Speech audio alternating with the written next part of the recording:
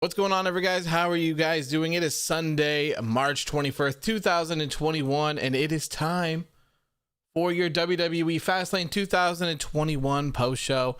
How are you guys doing? What did you guys think about tonight's show? Was it good? Was it great? Was it meh?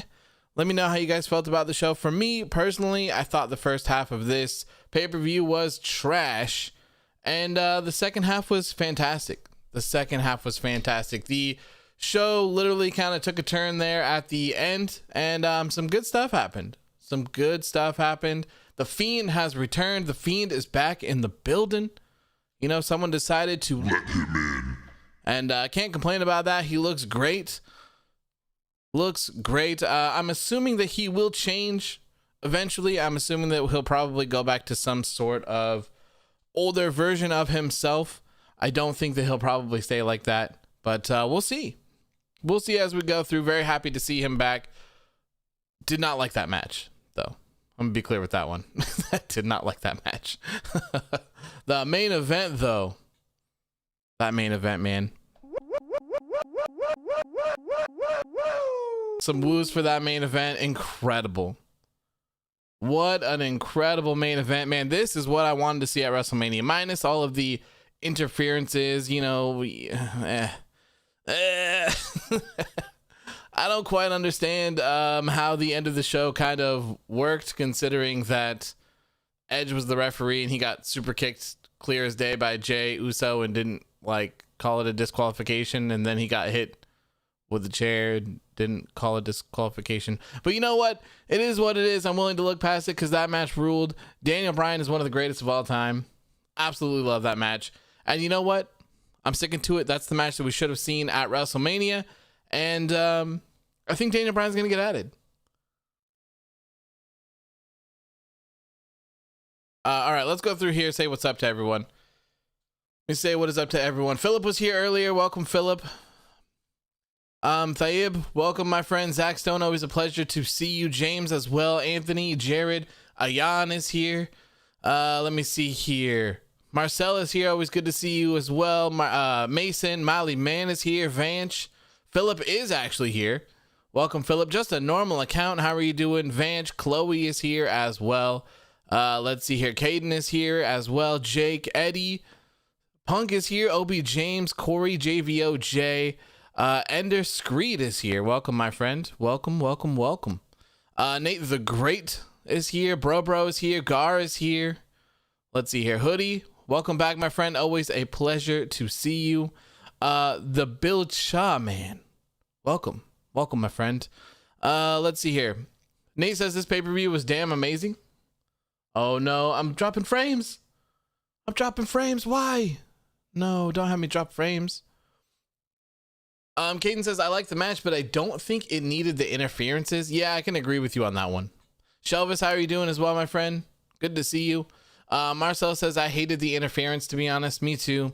Was not a fan of the interferences for sure. I think that they could have gone a better route than that, and they probably should have, to be honest. I figured that Jimmy was going to interfere. That's what I was kind of expecting, Jimmy to interfere, and I figured that Edge would somehow cost Daniel Bryan the match. So kind of, I think I went, you know what?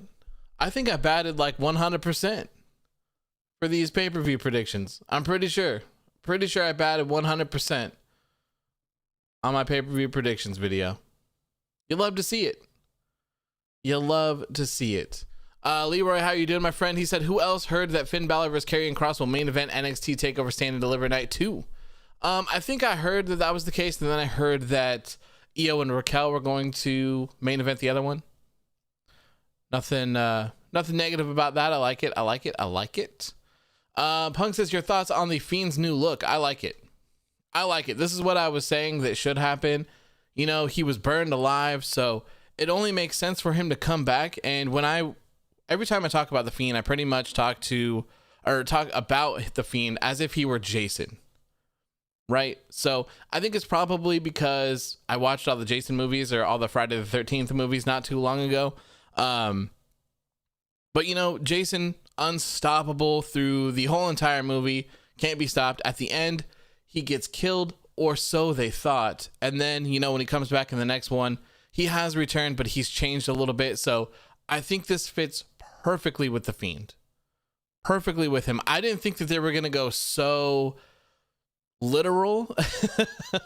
I didn't think they were going to go so literal with him, like, legit being just completely burned alive. I thought that they would have played on it a little bit, and had maybe like a droopy kind of mask that looked like it had melted. Not like legit just a steak that King Corbin fried up in his grill backyard, in the backyard. I saw someone mention that in my comments. I had to steal it. Anthony says The Fiend seems kind of lean. He did look a little bit lean. Fiend looking pretty good. That match though was not for me. Not for me whatsoever. This probably would have done a lot better for them had it just been on Monday Night Raw or something. I think that would have been fine. Can it save this feud though? Will they be able to save this feud now that The Fiend is back? Oh man, I don't know. They have 3 weeks. 3 weeks until WrestleMania. Not very long. To be exact, we have 20 days. 20 days until WrestleMania. So not very long. Not very long at all. But yeah, first half, like I said, first half of this pay-per-view was terrible. The second half was pretty good. Pretty good. Miley Man says The Fiend is back and better than ever. The Fiend's got an act for making things better. That's right. Shout out to our good friend Eric Bischoff for that one. Neeland says Daniel Bryan in this age can kick anyone's ass, make him world champion at WrestleMania. Yeah, man. Daniel Bryan, one of the best to ever lace up a pair of boots in wrestling. I swear to God, man. Daniel Bryan is incredible. Absolutely incredible. Marcel says, so it was average. First not good WWE pay-per-view in a long time, to be honest. I would agree. Yeah, I would say that this was probably somewhat average. If we're talking about WWE pay-per-views lately, I think that this one was kind of disappointing overall, like as an overall product, because the first hour and a half of this show was just terrible. Absolutely terrible. But the end was good. The end was very good. And I really like Drew McIntyre and Sheamus. They delivered. They beat the absolute hell out of each other. That was really good. I just wish that it had some stakes involved into it. I wish that it would have been a #1 contenders match. I think that would have made a lot more sense to me. Matt says negative take. They should have no pay-per-views between the Royal Rumble and WrestleMania. Oh, I completely agree. I completely agree. There should not be a pay-per-view in between Royal Rumble and WrestleMania. There shouldn't. They should have enough time to tell the story between all of that stuff that's going on, and just give it some time to cook. You know what I mean? You know what I mean? Van says, hey, no more retribution. Yeah. No more Foot Clan. They are gone forever. They are gone. Punk says, AOW announced a new name, Papa Edge. Papa Edge was not with the shits tonight, man. He was not with the shits tonight. He wasn't having it. Hoodie said, I don't understand the ending of the championship match on Roman and Daniel Bryan. The interference made it not really make any sort of sense. Same with the Alexa Bliss and Randy Orton match. That one technically didn't make sense. Well, I mean, that one just didn't make sense as a whole because of the weird magic-y, gimmicky stuff that they did. But yeah, you know, the Fiend kind of came out of the ring and attacked him, so technically you would think that it should be a disqualification, but at the same time she's like throwing fire at him and dropping lights off of the ceiling, so I don't know. I have no idea, man. I have no idea. The World Championship match should have probably ended in a disqualification. I'm glad it didn't, just because I can't stand disqualifications, but I do find the interference to be a little much. Thayyib says, hey, I'm down for Shane versus Strowman at WrestleMania as long as Shane jumps off a pirate ship. Shane cannot jump off the pirate ship. That is reserved for Kevin Owens. That is reserved for Kevin Owens. Marcel says, see, the problem was the second half of the show had no stakes, to be honest, besides that last match. Yeah, it didn't. And it should have. It should have, considering that we're going into WrestleMania. It would have made a lot more sense. ID 11 says, how was Apollo versus Big E? Because I did not see that match. The match was like okay during it, but the ending was god awful. It was like a roll up, but kind of rolled to the other person, and Big E was able to get the win. But as soon as the match ended, Apollo attacked him. So they're 100% running it back at WrestleMania, which is just absolutely insane. Like, it's just ridiculous. Marcel says, I'm pretty sure the interference lasted like 10 minutes. Yeah, it was long. Yeah, it was very long. Leroy says, did Andrade get released or not? I don't think anyone knows yet. I did see that Sean Ross Sapp said that he was trying to figure it out. So I'm looking. I'm hoping. I am hoping. Caden says, good news, my friend bought me Peacock. That's awesome. What a very nice friend. Oh, so that's an interesting question to ask you guys. How many of you guys watched Fastlane on Peacock tonight versus how many of you watched it on the WWE Network? I watched it on Peacock, and I watched it on the $4.99 plan, and I did not get any sort of interruption ads whatsoever. Anytime that I did see some sort of an ad, I booted up the WWE Network, and they were playing the same ad as well. So, did I see Seth's tweet? Yes, I did, saying that WWE is like the best ever or something like that. Bro says, I watched it on a Twitch stream. Oh God. So if you did watch it on Peacock, did you have any problems? Individually, I did not have a single problem on Peacock. It worked completely fine through the whole entire thing. No issues whatsoever. No interrupted ads. Like I said, no pause and no rewind feature. So this was the thing that I had talked about earlier on Twitter, I believe, is that, so for all of these pay-per-views, right? If you're going to air them on Peacock now, and people are going to have to pay for them, what's the difference between someone watching it on Peacock and someone just booting up an illegal stream online somewhere? Sure, maybe the quality that you're going to get when you're watching it on Peacock is probably going to be a little bit better than an illegal stream, but you don't have any of those assets that you could use before. So you can't pause it. You can't rewind it if you miss something. It's just completely live.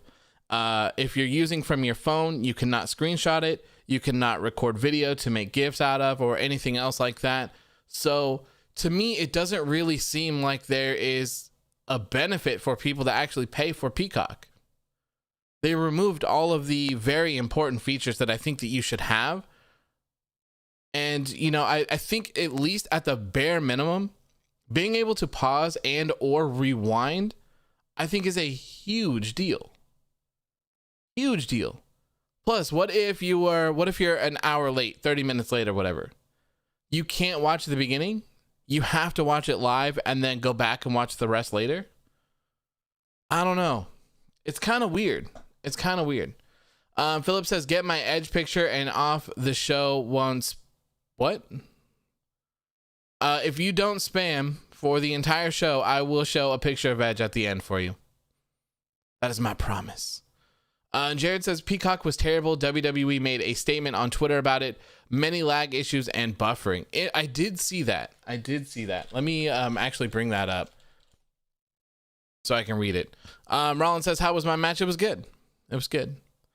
Chloe says, did you see Peacock had a 2021 Hall of Fame inductee Daniel Bryan section they took down? Yeah, I did see that. That was pretty weird. I also saw that Batista got removed from the Hall of Fame. And it is supposedly because they want to save Batista for crowds. So it's not really anything negative. Zach says, I'm so happy I'm from the UK. Yeah, man, I'm jealous. You know, for any of you who are not happy with migrating over to Peacock, you can always get a VPN and change your country to like Canada or something like that, and you'll be able to sign up for the WWE network just fine, I would assume. Okay, so WWE tweeted, any issues occurring with tonight's broadcast of Fastlane will be addressed in the future. So talking about people having issues with Peacock. Marcel says, Meltzer said the current plan is still a singles match between Edge and Roman. For some reason should change though. I would hope.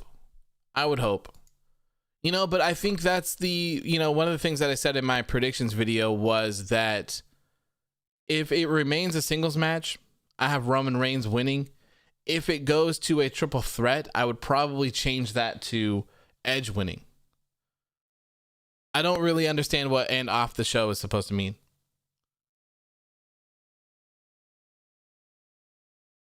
I saw it first, says, good evening, AOW. My quick opinion, the excitement for me for the Fiend was not there since WWE took longer. Yeah, I mean, I kind of feel that as well. I'm very happy to see the Fiend return, but it did feel very like lackluster. It didn't feel very special. Didn't feel very special at all. But I am happy to see him, and I hope that they're able to adjust some things going forward and put some new life into this feud, because the way that it's going now, it's not very good. Giovanni says, what are they doing with Drew? Well, Drew's going to WrestleMania to challenge Bobby Lashley for the WWE Championship. That is what's going on, my friend. Leroy says, this was the last pay-per-view on the WWE Network.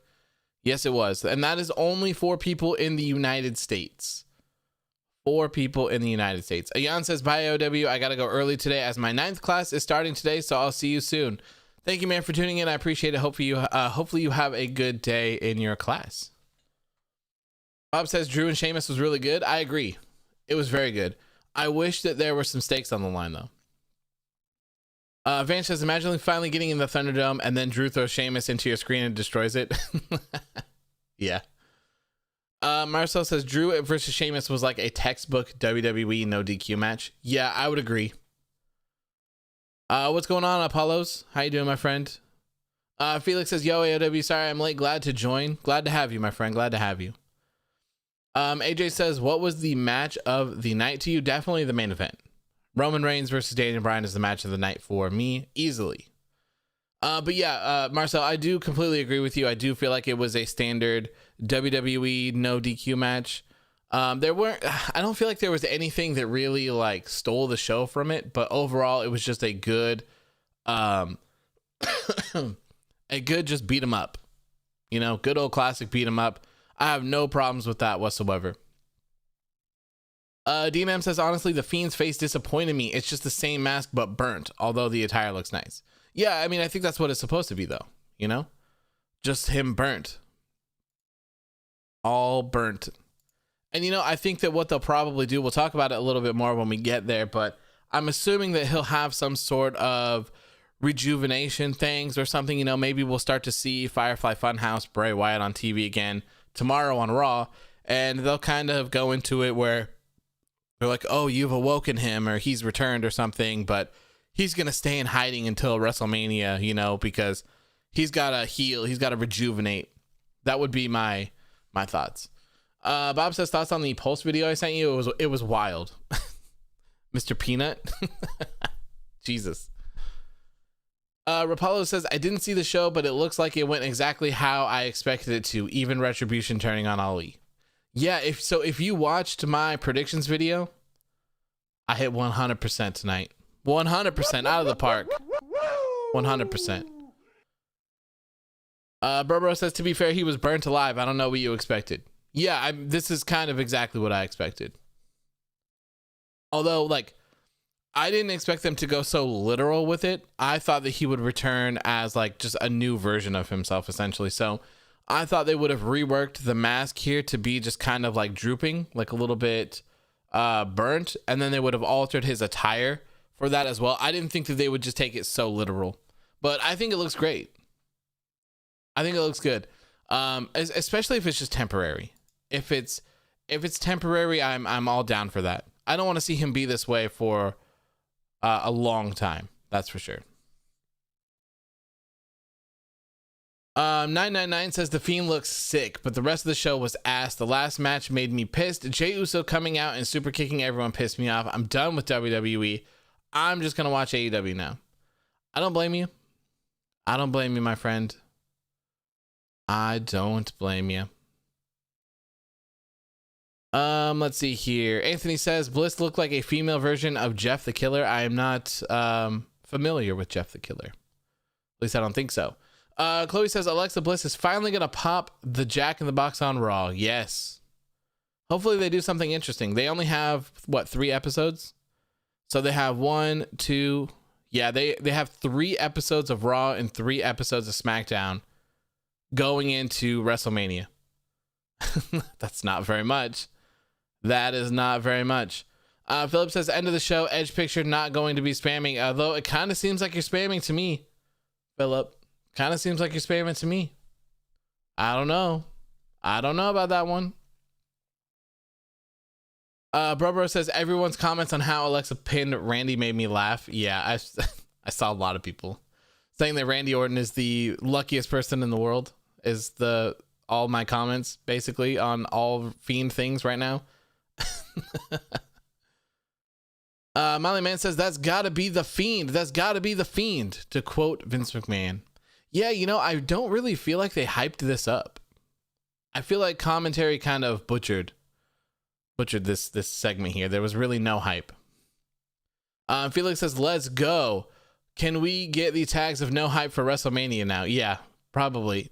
I would expect to see those on the go home episodes of Raw and SmackDown. I'll probably continue that streak. Maybe I'll probably end that after WrestleMania, so it doesn't get like too old. DNM says, imagine if John Cena appeared with a scary character like pull a Jeff Hardy from the Ultimate Deletion match during the Fiend vs. Orton at WrestleMania 37. Do you think they could add Daniel Bryan to the title match kind of like they did with Ray and Randy? Oh, sorry, these were 2 different people. Damn it. That'd be cool. That'd be very interesting to see John Cena return. So Mary, yes, I could totally see them adding Daniel Bryan to the world title match. 100%. Jared says Michael Cole was horrible tonight. I can't stand Michael Cole on commentary anymore. I just can't. I'm over it. Like I don't want to listen to someone scream 24/7 in my face. I'd much prefer and I feel like it has a much bigger effect, like we're just sitting here chatting, and then when you raise your voice, like when something happens, it's huge, That's how I would do it. But, I whatever. I'm not lead of WWE's commentary team. Rapallo says the commentary in the clip I saw sounded like they legitimately didn't know what they were supposed to say when they saw the Fiend. Maybe they weren't in on it. I don't know. Yeah, it's boss time. It's boss time.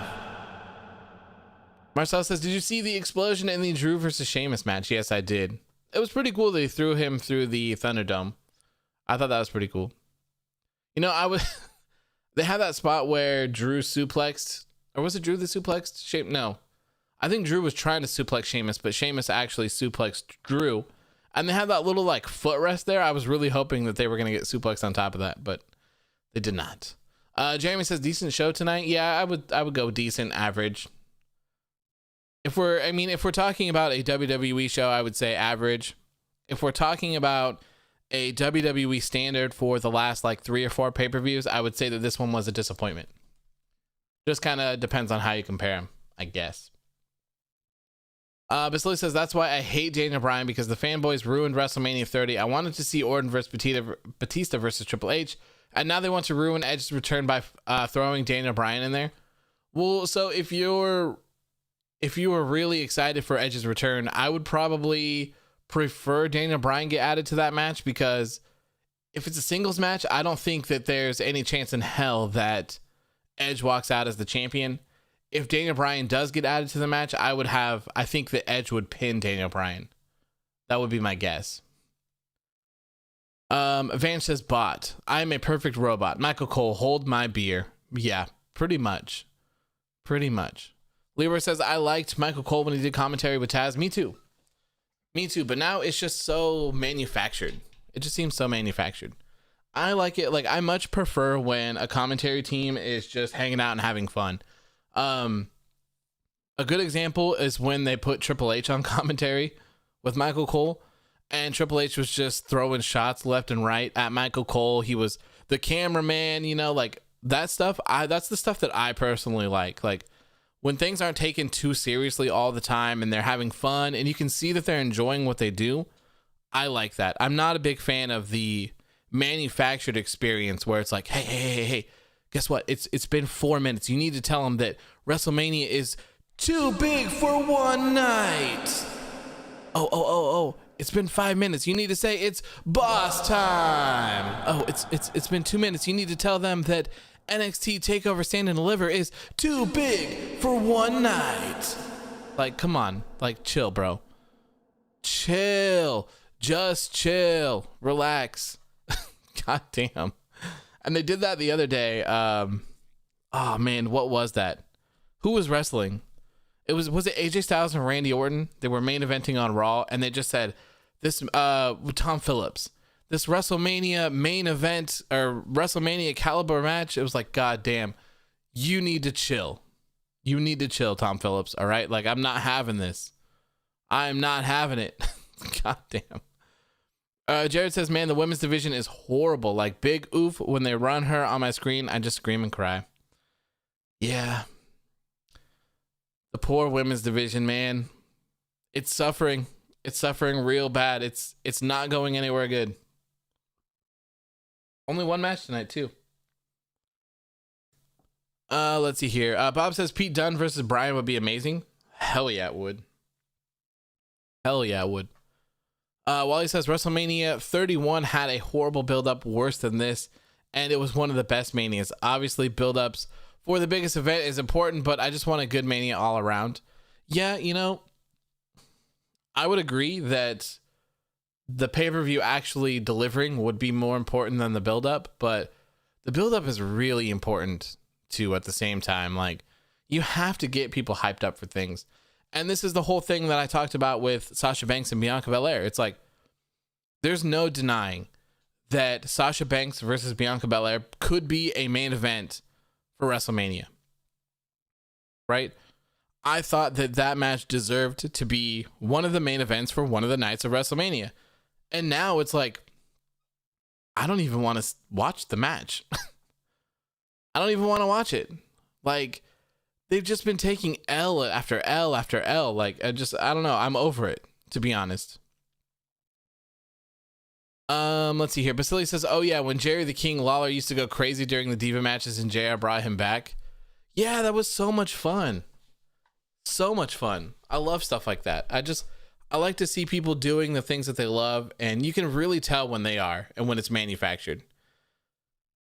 Marcel says, I think Britt Baker and Thunder Rosa had a better match than any match from tonight.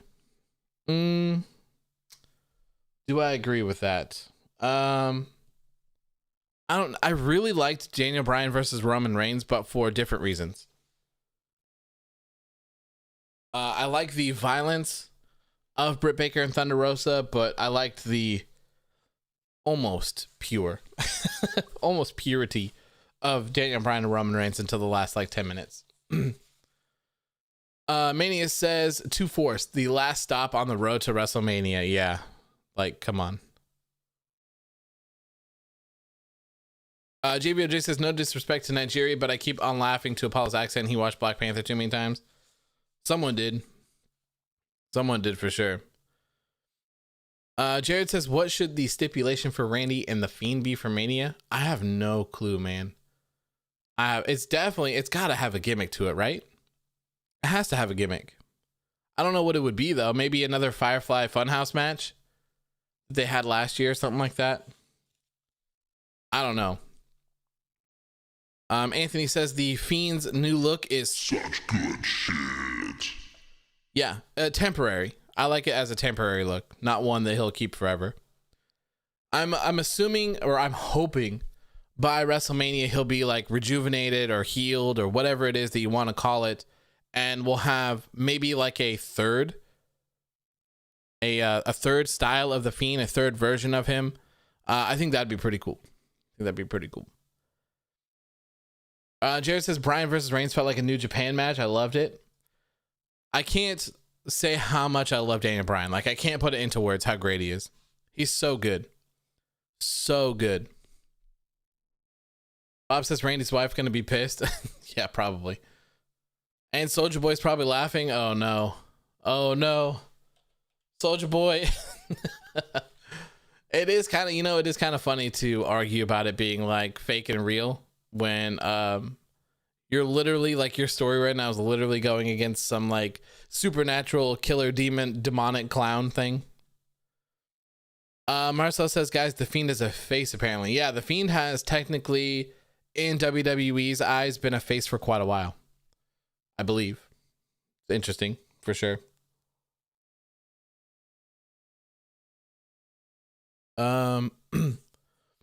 Let's see here. Melly Man says we should be celebrating the death of the Foot Clan like Tom Brady celebrated his 7th Super Bowl win. Oh God. I'm so happy, man. I'm so happy that the Foot Clan is over. It's done. It's finally done, man. It is finally done. Bob with a 99-cent super chat. Thank you, my friend. I appreciate that. There's some woos in here for Bob. Thank you for the super chat, my friend. You are greatly appreciated. Thank you so much. Thank you.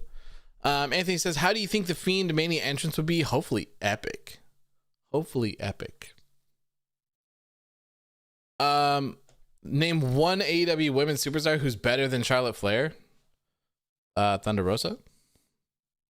Thunder Rosa is the shit. I love Thunder Rosa. Chris says Fiend and Bliss team up with Cross and Scarlett on NXT would be lit. That'd be very interesting. Very, very interesting. Van says, I want the Fiend versus Annabelle. Oh God. There's your WrestleMania celebrity right there. Rosa Shida. Shida's good. I really like Hikaru Shida as well. It's a shame that her title reign hasn't been that fantastic, but Shida's great. Shida's really great. Bob says Fiend was going to have a special entrance last year and it sadly didn't happen. We need it this year now. The fans are going to be there. Fans are going to be there. It's going to be fantastic. It's going to be crazy. Absolutely crazy. Let's see here. Philip says the Nexus versus Retribution is not going to happen, but the Nexus return at WrestleMania 37 going to take out everybody in the WWE Champion or Universal Championship match. How crazy would it be if that actually happened? After all this time of Philip talking about the Nexus returning and stuff like that, they actually do at WrestleMania. How crazy would that be?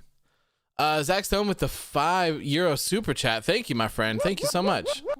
You are too kind. You were too kind. Some woos for Zach Stone. Thank you, my friend. It's greatly appreciated. Thank you guys so much. Thank you. Let's see here. Did I miss one or something? Because my numbers on here don't add up. Oh, you know what? Okay. I get it. Wally P says Dijak versus Ali versus Riddle versus Keith Lee in a fatal 4-way ladder match. Hey. Fatal 4-way or ladder match. I see you. I saw first that Seth Rollins tweeted WWE is the best wrestling in the world. Yeah, I don't know about that, but Apollo's entrance should be cool. Yeah, we'll see. We shall see. That is for sure. Zach says, appreciate you, man. Thank you. I really appreciate that. Means a lot, my friend. It means a lot. Van says, let's just imagine it's the main event of WrestleMania ends in a DQ. Oh, that would be terrible. Barbara says, I never understood why people get mad at Seth for complimenting the business he works for. I think sometimes he just goes too overboard. Sometimes I feel like he like gets offended and like believes it. That's how I feel sometimes. Basili says, AOW, if Philip was right the entire time, I want him to read me the lottery numbers. You right? James says, I'm back. Had some Panda Express. Nice. Very nice. I haven't had Panda Express in a long time, man. A very, very, very long time. All right, so let's start getting into the show. It's been oh my God, it's already been 37 minutes. Holy hell. All right, let's get into the show. If you are here and you have not already subscribed yet, please make sure to hit that subscribe button. I would greatly appreciate it. Also, make sure to hit that like button when the live stream gets published to YouTube as a video. It greatly helps out the stream and pushes it to more people so more people can see it. It's fantastic. Also, super chats are live. If you have to, if you would like to donate, you can. If not, it is not required. Super chats are open. And as well, we have memberships. We have channel memberships. And there were some people who were having some issues trying to figure it out and find it. But guess what? YouTube provided me a link right here. So if you would like to help out the channel and you would like to become a disciple yourself, feel free to join as a member. That would be fantastic. We will be doing member specific things here in the future. We will have watch alongs and some special videos here for retro reviews and all of that good stuff. If you guys would like to be a part of that, that would be cool. And it'll probably all go down on Discord. So I will have some special Discord stuff going along over there. I do need to, I apologize. I need to finish getting Discord completely set up, but you should have special like colors that you can pick over there, and like a special badge next to your name as well. And you'll be able to enter into specific rooms for disciples only. That'd be amazing. Let's see here. Chris says, yes, summer of 2019. Seth tweets, I was cheering so hard when the Fiend beat Rollins and Lesnar gave him a legendary ass whooping. Yeah, he really, really screwed himself on that one. My friend Zach Stone has become a disciple. Thank you, my friend, so much. So moves. I apologize. My soundboard is still trash. I apologize. I will fix this in the future, but thank you, Zach. I greatly appreciate, man. Always a pleasure having you here and chatting with you on Instagram. I see you. I see you guys. That's why I like this too. I like this the small community here on YouTube. It is so nice to be able to like interact with people and learn who everyone is and get to remember them, and then you know it translates over to like Instagram and stuff. Like I see you guys, I like chatting with you, so it's awesome. So thank you so much, man. I really appreciate that. Marcel says I'm full broke for memberships. No worries, man. No worries. It's not required. Not required. It goes to the camera fund. It goes to the camera fund. I'm buying a Sony A6100 whenever I can get my hands on one, so that's what it's going for. We'll have face cam. It's gonna be weird as hell, man. It's gonna be weird as hell to have face cam. It's gonna be so weird. Oh, look, see, Zach Stone is special. Look at it, man. Look at that. He's got a green text with a scarab next to his name. Says, always a pleasure being here. Greatly appreciate what you do for the community. And now I'm a disciple. Best Monday ever. Thank you, man. I greatly appreciate it. I am going to change those because I don't like how those look. But you also, Zach, you also get access to cool emote. Where is it? Here it is. This is my Too Sweet emote that I use for my gaming Twitch channel. But now you can have it over here too. A lot of fun.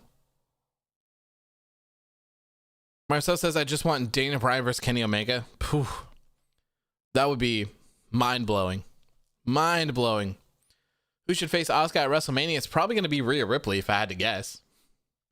Rhea Ripley sounds like the one. She's debuting tomorrow on Monday Night Raw, so it all makes sense. We need an update on that soundboard. The update is that there is no update. There isn't one. I'm sorry. I get so busy. I did create a second profile, so I can save all the ones that I currently have, and I will be able to edit the other ones in. So I'll get there. I'll get there, I promise. I do have some cool things, some cool ideas that I want to incorporate into the stream, at least until we do the face cam stuff, because I do have a stream deck, so I can, you know, push some buttons and make some stuff happen. So we'll get there. Van says Seth called WWE the Super League, which pissed off some of the fans. That's what he does the best, man. That's what he does the best. Jared says, you can't lie. The last couple matches with Roman he has not been able to beat his opponent one-on-one without Jay. I mean, you know, I think that's what they're going for.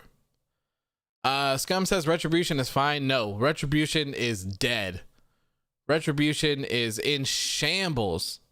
In shambles. You'll love to see it. You'll love to see it. Marcel says, did you see the Will Ospreay controversy? Yes. So what, he Oscuttered B Priestley and people are mad about that? I mean, Randy Orton just RKO'd Alexa Bliss like 2 weeks ago. Is it that big of a deal? Maybe because it's in Japan, maybe.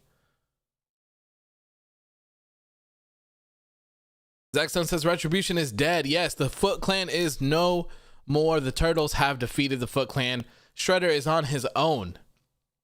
They've imploded.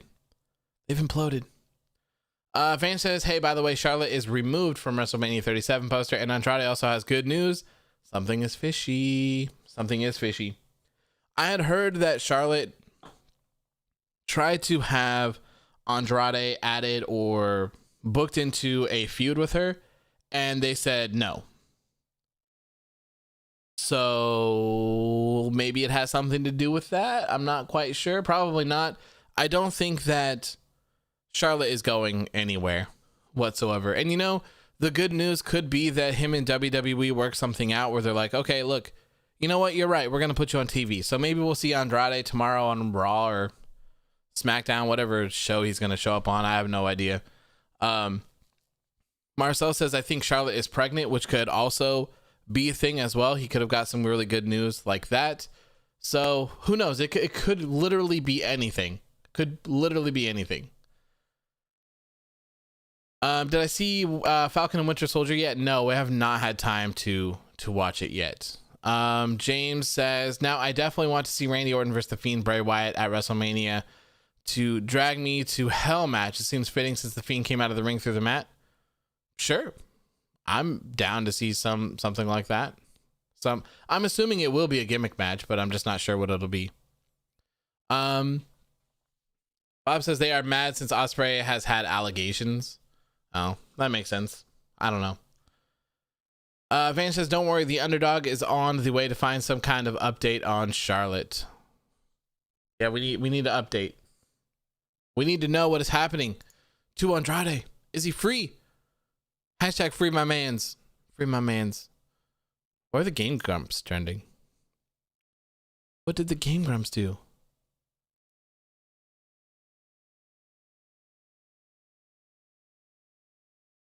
Uh-oh. Oh no, something happened to Dan?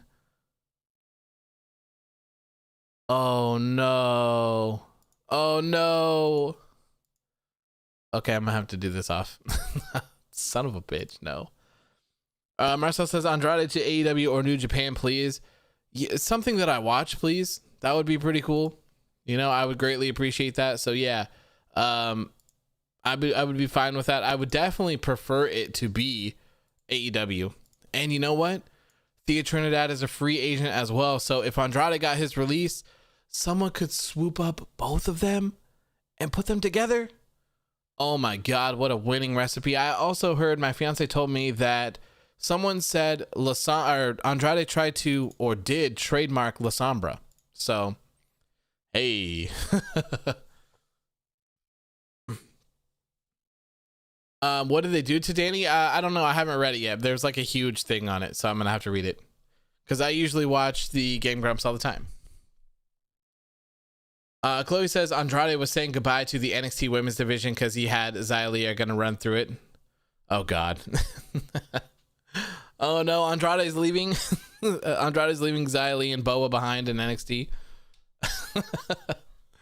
JBOJ says, any update on Keith Lee? Not to my knowledge, no. I'm not quite sure if there's anything going on with Keith Lee, which is it's a huge shame, man. Huge shame. Keith Lee is awesome. I hope that he's okay. And you know, maybe now that Mia Yim is going to be coming back, I don't know, maybe they'll do something together.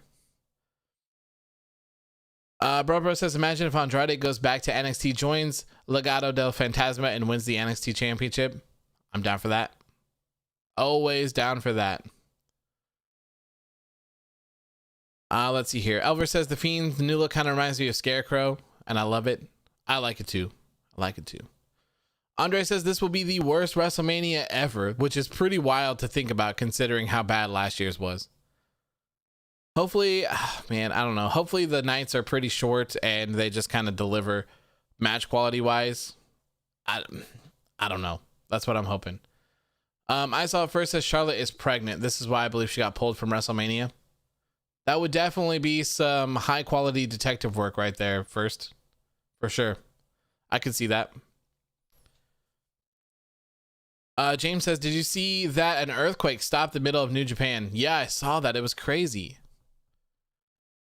It was crazy. They literally had like a level 7, whatever the hell it's called, level 7 earthquake during New Japan. It's crazy looking. Who's my current favorite commentator? Man, I really like what Excalibur's doing on AEW. I think Samoa Joe adds a lot to the Raw commentating team, like a lot. It's just wrestlers. I feel like every time a wrestler, like a veteran wrestler, hops on the commentary booth, they're just so good. Like Samoa Joe is so good at painting pictures and telling the stories and making the things happen. And God, who was it the other night? Was it Daniel Bryan that was on commentary? I think I don't know, someone the other night on WWE TV was really good on commentary as well. And like I said, Excalibur is really good as well. Excalibur and Taz are so entertaining together. Like, I love it. James says Charlie Caruso is actually friends with Tony Khan. Yes, she is. Jaden says Hackerman 5000. Jaden is here. Hello, AOW. How you doing, my friend? Pleasure to see you. Hopefully you had a good night. Jared says Triple H saved Balor from leaving. Hopefully it's the same for Andrade. It could certainly be that way. It seems like there's a lot of actual legit things that it could actually be. So I guess we'll just have to wait and see. Sean Rossap did say he's on the hunt. He's trying to figure it out. So I'll be glued. I will be glued. DNM says, I'm sorry, but I just want Shayna and Nia to lose the titles. Shayna should shine on her own, but Nia just injures too many wrestlers. I'm not saying she should be released. I'm saying #punish Nia. Yeah, I definitely think that she should be, forced to train a little bit more if other people are as well. And, I say this all the time, but those tag titles have been a curse to this entire company. Not only have they just kind of randomly formed a bunch of teams, but they've also sacrificed their Raw and SmackDown women's divisions. Like their singles division are just completely gone. They're just nowhere to be found. There's nothing going on in any of them. So all for those tag titles, and they're just still not important. They're just still not. They're not prestigious whatsoever. And a lot of people were like, "Oh, the NXT ones are going to be great," and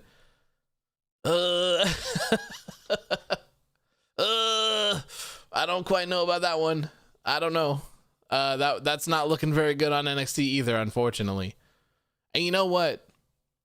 They have 3 weeks to tell us that NXT is moving to Tuesdays. So they better get on it. They better get on it. As far as I know, that's still the plan. Marcel says, why is Sasha losing all the time? She's the champ. I have no clue, man. I have absolutely no clue. Bianca Belair and Sasha Banks should not be losing. They should not. The road to WrestleMania, they should both be strong. They should both be very, very, very strong going into WrestleMania. Zach says, I would love to see Samoa Joe and Corey Graves only commentate Mania. Normal Cole is unbearable, but Mania Cole, nah, I'm good. Yeah, Samoa Joe and Corey Graves, I'm totally down for that. Totally down for that. I would love to see Samoa Joe return to the ring, but man, he's going to be missed on commentary, at least for me. Mania says they took Keith Lee off television to be at PC, but not big oof. Let that sink in. Right? I don't quite understand. I don't understand. Bro says Lacey and Charlotte pulled from Mania because their men couldn't pull out. Oh. Whew. Yikes. JBOJ says they couldn't even let NXT keep the women's tag titles for a while. They had to go and hand make ones for their brand. And, it just kind of annoyed me that they were like, oh, these are game changing. Like, no. These are not game changing. No one asked for these. You already have a pair of these. Keep them there. Please. Keep them there. Anthony says, rate the show from 1 to 10. I don't rate things. I don't rate things. I can't do it. I can't do it. You know, people already get mad at me enough for the shit that I say. I don't need someone going back and being like, oh, you rated Fastlane a 7 or a 6, but I saw you rate this Lana match an 8 or a 7 as well, and that match was 10 times worse than this. And then you rated this Kenny Omega match a 7 as well, and blah blah blah blah. Like, oh god, hell no. I do not. I do not rate. Especially like seeing as how much people care about what other people think about things. Like, so many people get mad at Dave Meltzer for rating things and like his like award shows and shit, and it's like, I don't want to deal with that, man. I don't have time to deal with that. Jaden says, I have more power than you, AOW. I see everything. Hacker Man Jaden coming through. Scaring the hell out of me, man. Scaring the hell out of me. Subode says, WWE, please put Ricochet and Aleister Black in the tag team again. Yeah, I'd rather have that than nothing. Marcel says, Meltzer told someone to kill themselves on Twitter yesterday. I saw that. I saw that. A little much, you know? It was something about, if I remember correctly, it was him saying like, don't criticize Kevin Kelly on commentary tonight because he's working 2 shows, and if you do, you should probably just kill yourself or something like that. And it was like, whoa, yikes, bro. Yikes. Caden says, I think at Mania the Universal title should be in a submission match. Interesting. Gerard says, Fiend looks incredible. I like it. Marcel says, Dave interacts with the troll so much he just exploded. Yeah, I mean, I understand. Like, I'm nowhere near Dave Meltzer, and like the amount of shit that I have to go through every single day is crazy. So I can't imagine what that looks like for someone like him. It's probably a lot crazy. So, I mean, I understand, but you know, at the same time, it's kind of, that's a little much. It's a little much. You know, like from as of the other day, like I'm not replying to people anymore that are negative because I keep getting in trouble for replying to people, and I get my comments removed from Instagram saying that I'm bullying people. So like some dude, like this is legit. Some dude told me to go suck a dick, right? Completely inappropriate for what we were talking about, like absolutely nothing.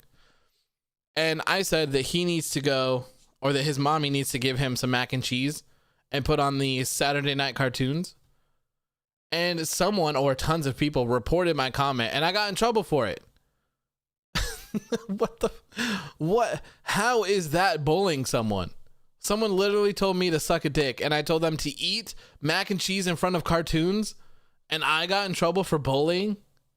So it was like, okay, you know what? I'm done. And so all of those like really negative people and all of that stuff, like I'm not going to interact with them anymore. They're just getting blocked. Like, I'm just not going to deal with it. I used to go by a whole thing where I was like, I don't really care what your opinion is. Like, if it's different than mine, it's a free country. You're allowed to comment here. You're allowed to address your concerns or your beliefs or whatever it is that you want. I don't care. It's all cool. And I'll respond as well. I'm like, if you want to be disrespectful towards me, then, you know, perhaps I will playfully be disrespectful towards you. And now it's just, no, it's done. All negative people, they're just hitting the highway. Van says, many people who only chat to you through Instagram think you always complain. I know. People like, I think there was an episode of SmackDown that was actually like really good. And then like something happened towards the end, and I was like, man, this sucks. And there was so many people that were like, you just hate WWE, you don't like anything. And I'm like, dude, the first hour and a half of this show has been incredible. What are you talking about? Like, I don't get it. So now I'm just done. Anthony says mac and cheese is such good shit. And I couldn't agree more, man. I love me some good old mac and cheese. Van says, laugh my ass off. Yeah, I saw that comment. Yeah, like, I don't get it. I just don't get it. Chloe says, someone said Alexa is like the person that doesn't know how to play fighting games but can do special moves. Fireball spam. Oh, yeah. I see. I saw first as AOW, never fall for the hate people display towards you. Success makes so many people hate you. I mean, it doesn't get towards me like personally.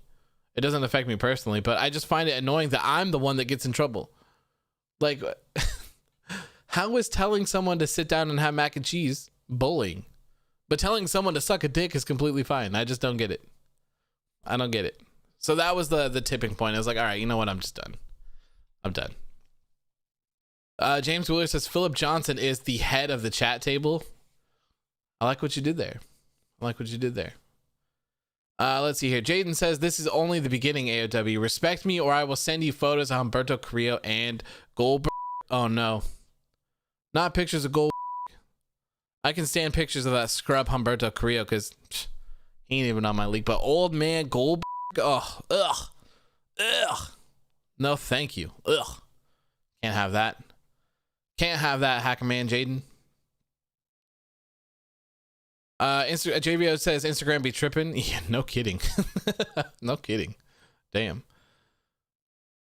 Anthony says, did you notice that Bliss's face was pale? Yeah, and she had like the blacked out eyes or whatever going on. It was pretty cool. Eddie says, AOW, I don't blame you. I comment about the stuff I hate that WWE is doing, and I also get by what I comment. Yeah, it's crazy, man. It's pretty crazy. I've had people like message me and they're like, hey, can you do something about this person? Because they're just like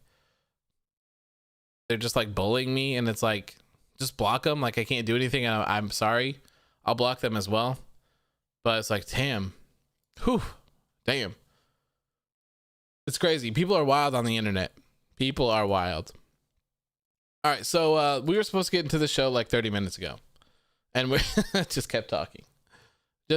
So let's talk about the show. Vanch says, let's see here. Let me see. I saw the comments. He says, let me tell you something. The more famous you are, the more stupid haters you get. Oh, yeah. I can only imagine. That's why I was saying, like, I can't imagine. Like, I'm still nobody, you know?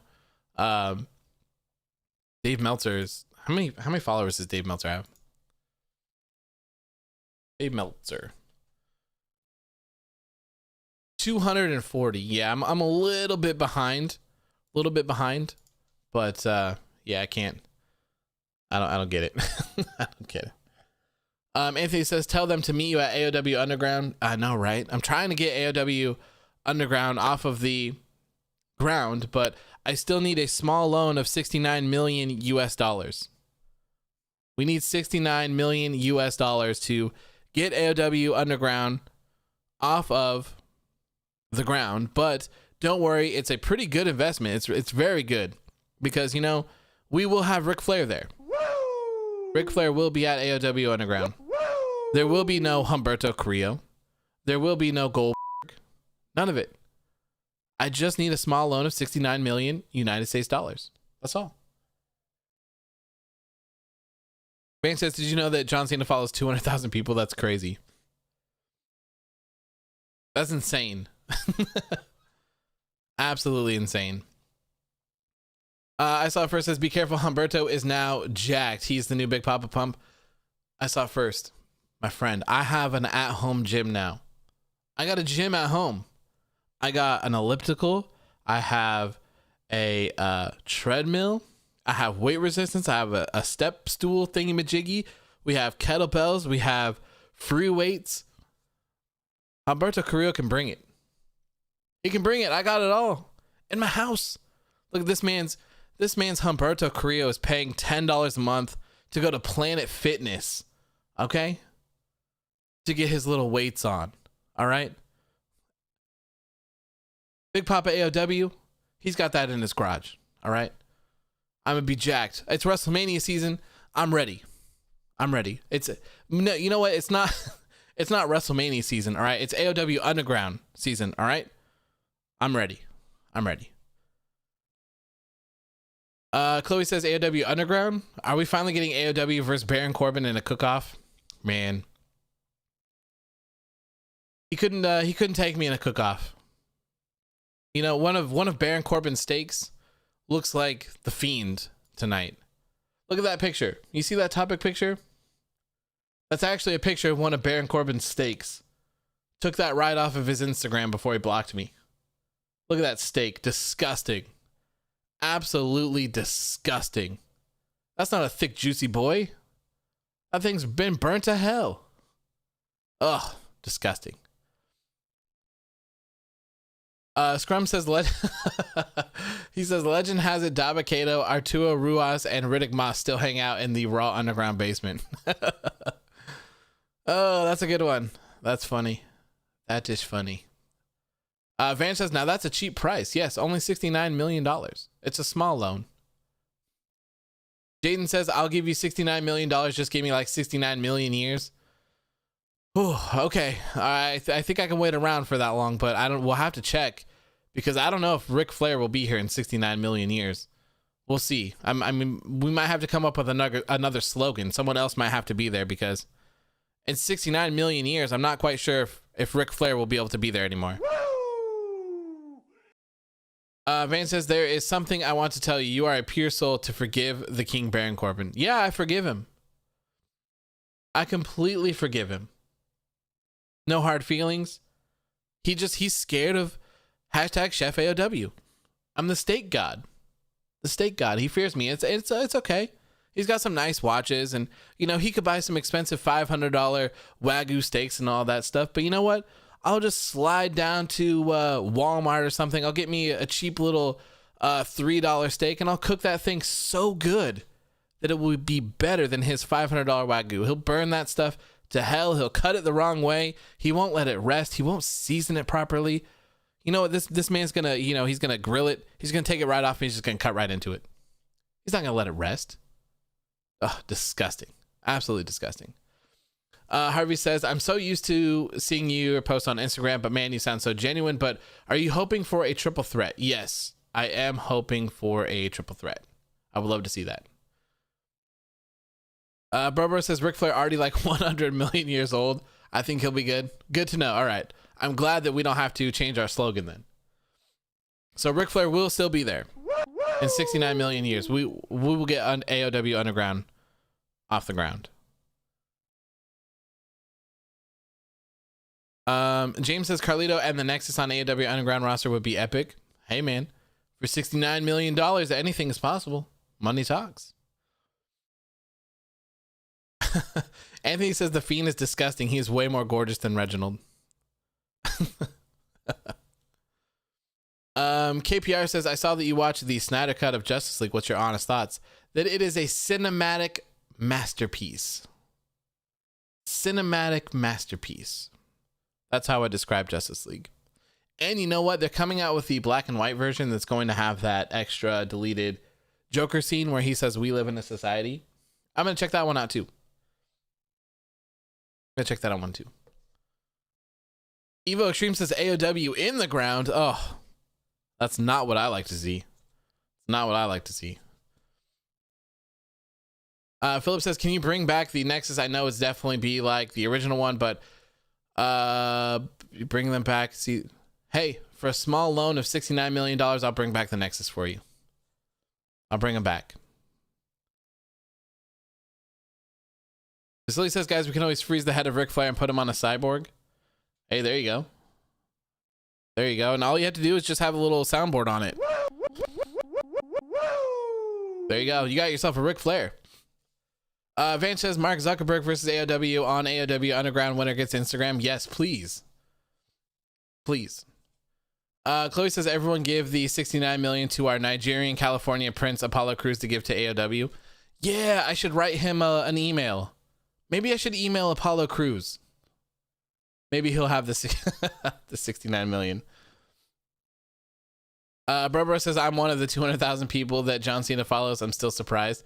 Does he ever like any of your stuff? By any chance? You know, there are some wrestlers that follow my fiance on Instagram, and they actually like view her shit. Like they view her stories and and like her pictures.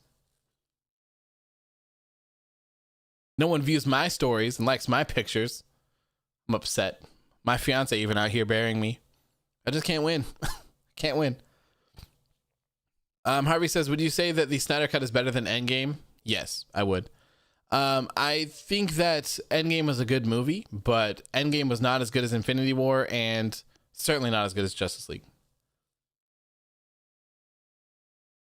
Marcel says, John Cena follows everyone. You just can't see it.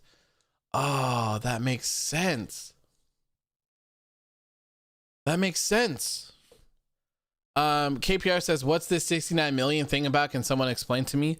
We're trying to open AOW Underground. It's the hottest new wrestling promotion in the world. I'm just currently seeking a small loan. Actually, not a loan. I'm seeking a small donation of 69 million US dollars. If someone could just super chat in 69 million US dollars, that would be fantastic. We will get AOW Underground off the ground. And don't worry, Ric Flair will be there. We will have Ric Flair. We do have one angel investor. I can't remember who it was, though. But they said they're going to need 69 million years to get us that money. I think it was Jaden. So, we're definitely looking for another angel investor to get AOW Underground off the ground. Albert says WWE just put out a tweet on Twitter that Andrade has been released. No fucking way. No fucking way. Oh my God. Andrade's been released. What? Yes. Yes. He's free. He's free. WWE just released Andrade. It's real. Oh my God. This is the best day in the world. Let's fucking go, dude. Yes. It's real. Yes. Tony Khan, please. Oh my God, I'm so happy right now. I am so happy. I can't believe this. They released Andrade. Bro. Oh my God. This is the best day ever. All right, I gotta post this. This is the best day ever. God damn it. Andrade. Oh my God, dude. I cannot type right now. Cien Almas is free. Oh my God. La Sombra. Hashtag La Sombra. La Sombra. Oh my God. It is a miracle, Molly man. It is a miracle. KPR says Tranquilo. Oh, yes. This is incredible. This is incredible. Bro says I gotta go. Peace out. Thank you, man, for tuning in. I appreciate you so much. Zaxxon says best Monday ever. I told you. God, dude, I'm so happy for that. Yes. Yes, yes, yes, yes, yes. Marcel says Khan better get a buttload of money ready. Yeah, you know what? I'm going to comment. Hello, Tony Khan. Hello, Tony Khan. It appears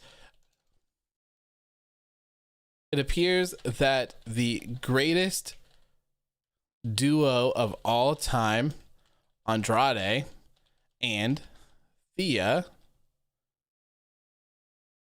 are now free agents. Eyes emoji. I need the eyes emoji. God, they need a better way to put emojis on like computers. You know what I mean?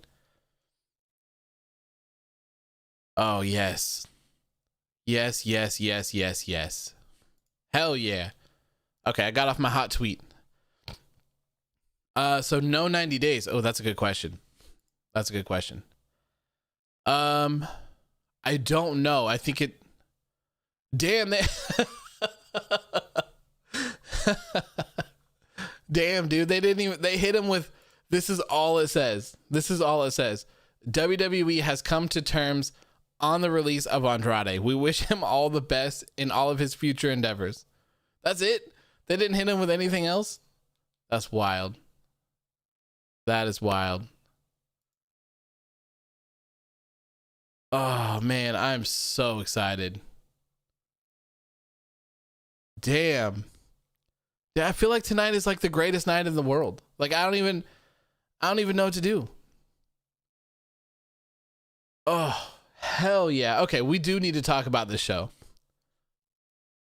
Mania says future endeavor. Yeah, he got the future endeavors on future endeavors. Oh, god damn, dude. I'm all smiles right now. All smiles. It's like a dream come true. Now we just have to figure out where he's gonna focus. Where's he gonna go? Is Andrade gonna go to Ring of Honor with Rush? Is he gonna go to New Japan? I don't know. AEW. Oh, please. Please. Please. They need Thea and La Sombra.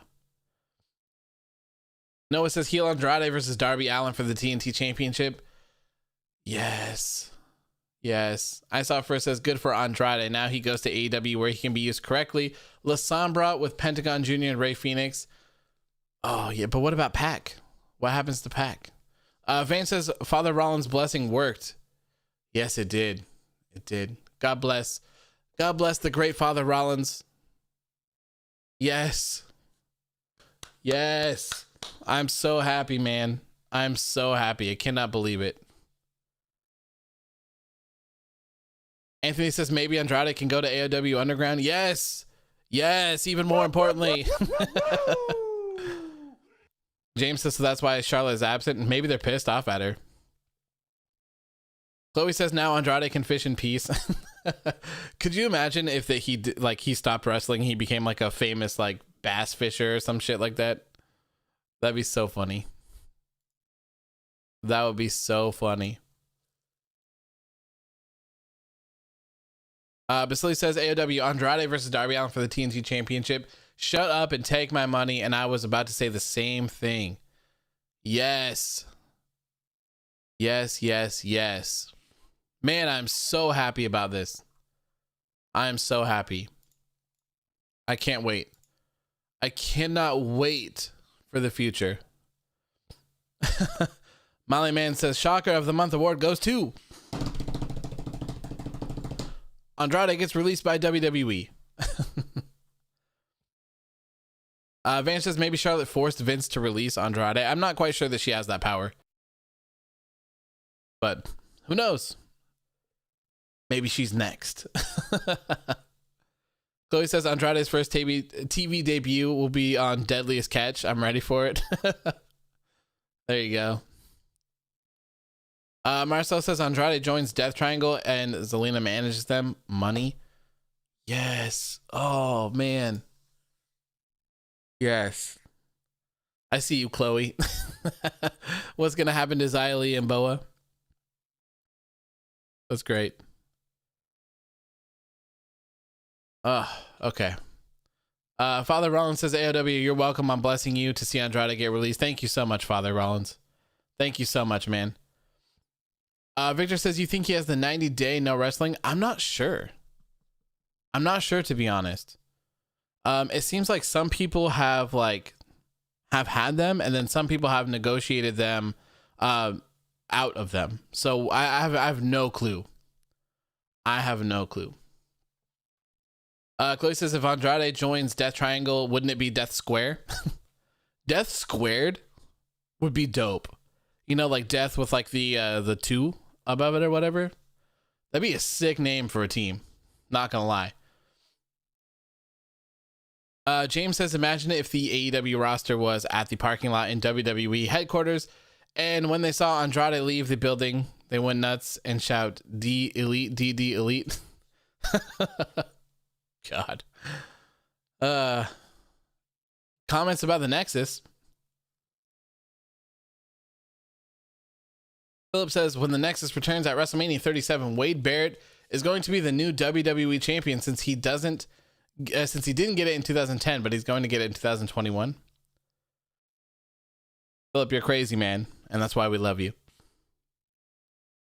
Edwin says, I thought if your contract runs out, you gotta wait, but if you get released, you don't have to wait.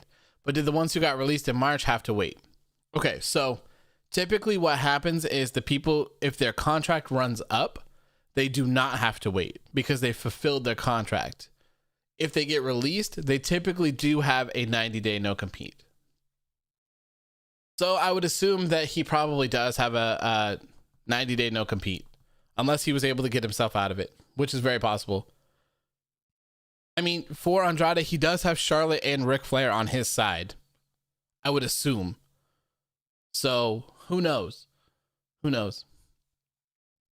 Van says, I don't think so, as when Dean left, he left in April and debuted in May, so maybe no 90-day bullshit on getting released. So he was not, Jon Moxley was not released from the company. He went through his contract. So when your contract expires, you have fulfilled your means to all of them. There is no compete for those. Van says, AW, do me a favor and talk to Tony Khan personally about getting Andrade and Zelina Vega to AEW. Yeah, so when Tony Khan pays me the $50,000 that he owes me for talking trash about Raw every single week, I'll talk to him in person, because people seem to believe that that's real. You love to see it. Zaxxon says, Charlotte, you going to ask for your release like your partner? Dude, could you imagine if Charlotte Flair asked for her release as well and got it? That would be crazy. Anthony says, what if Andrade goes to Lucha Underground? Lucha Underground hasn't been a thing for a couple years. They are done. Chloe says, AOW Mart is now exclusively selling ex-WWE superstar Andrade merchandise for half off. Yes. Attention shoppers. All Andrade merchandise from the WWE shop is currently half off. Thank you for shopping at AOW Mart. Van says, I knew it. That's why you are toxic to WWE. The underdog solved another case, ladies and gentlemen. There was some guy that was, he was being rude to me for some reason. And he said, how much does Tony Khan pay you to write negative reviews about Raw? And I was like, $40,000 an episode. And the guy, he believed me. He totally believed me. He wrote me for like a couple weeks afterwards, and there was like 50 comments on that about it. It was hilarious. It was hilarious. I wish, shit. Hey, if Vince, you got deeper pockets, I don't know. Like if anyone wants to give me 50 grand a week, I'll slander any show. I don't care what show it is. I'd be like that. Lo, how you doing, my friend? Good to see you. Good to see you. All right, it's been an hour and 20 minutes. We haven't talked like much about this show whatsoever, so we should probably do that. Delight says, yes, sir. Andrade finally got out of the Fed. Yes. So good. We need more people like me that can be paid off. Is that what you're talking about? Hey, man, $50,000 a week. Raw is the greatest wrestling show of all time. It's the best. I love it. It's entertaining. It's fast paced. The matches are exquisite. They're so good. The match quality is just insane. I love Monday Night Raw. Love anything for 50 grand a week. Love says, I'm so happy that Andrade has been released. Me too. I'm so excited. Okay, so. Harvey says, how do you feel about the WrestleMania 38 logo being the third star as a WrestleMania logo? What do you mean? Zach says Tony owns a football soccer team in England and his team just beat the team I support. So if you're being paid $40K an episode, can you put in a good word for a disciple? Yes, anytime. I got you. Chloe says $50K a week to slander the Justice League. All right. I have my limits. Okay. I am a human being. I could never slander the Justice League. Oh, it's so good. It's so good. I'll slander Joss Whedon for free if you would like. That's much better. Much better. John says I'll pay you $50,000 a week if you say gold fucks with no censors. No, can't do it. Can't do it. Nope. I have some dignity, guys. Okay. I have some dignity. All right. I am a human. Van says just another $10,000 away from calling Nia Jax the best wrestler in the world. Hey, for 10 grand, I will tell you that Nia Jax is the best wrestler in the world. For sure. Victor says La Sombra is the name Andrade has trademarked. Yes. The new Superman suit. Yes. So good.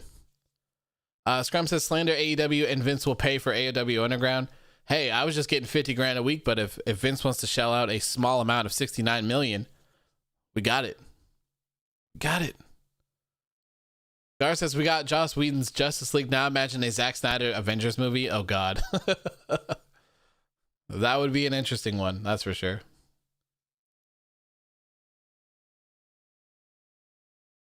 Chloe says AEW, I will pay you $1 million doll hairs, not dollars, to speak good on Raw.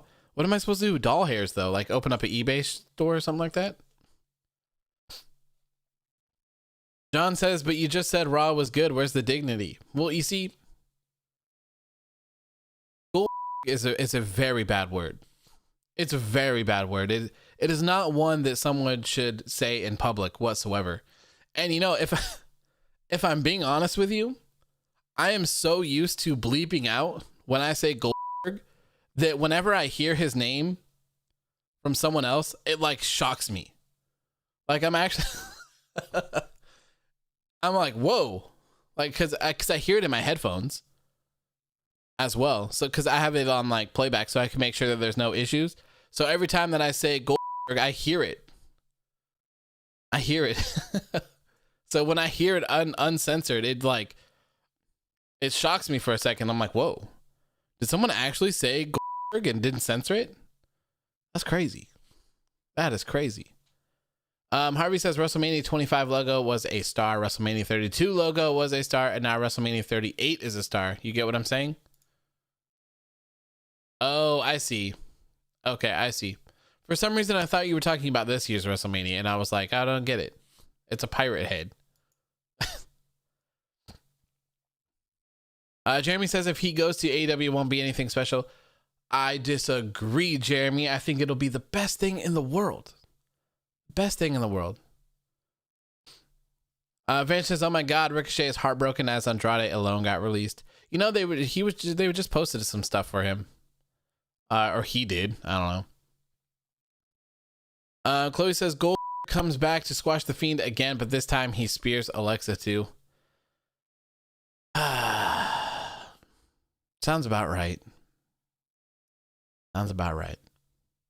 Jeremy says the only relevant AEW superstar that was a WWE star is Dean Mox.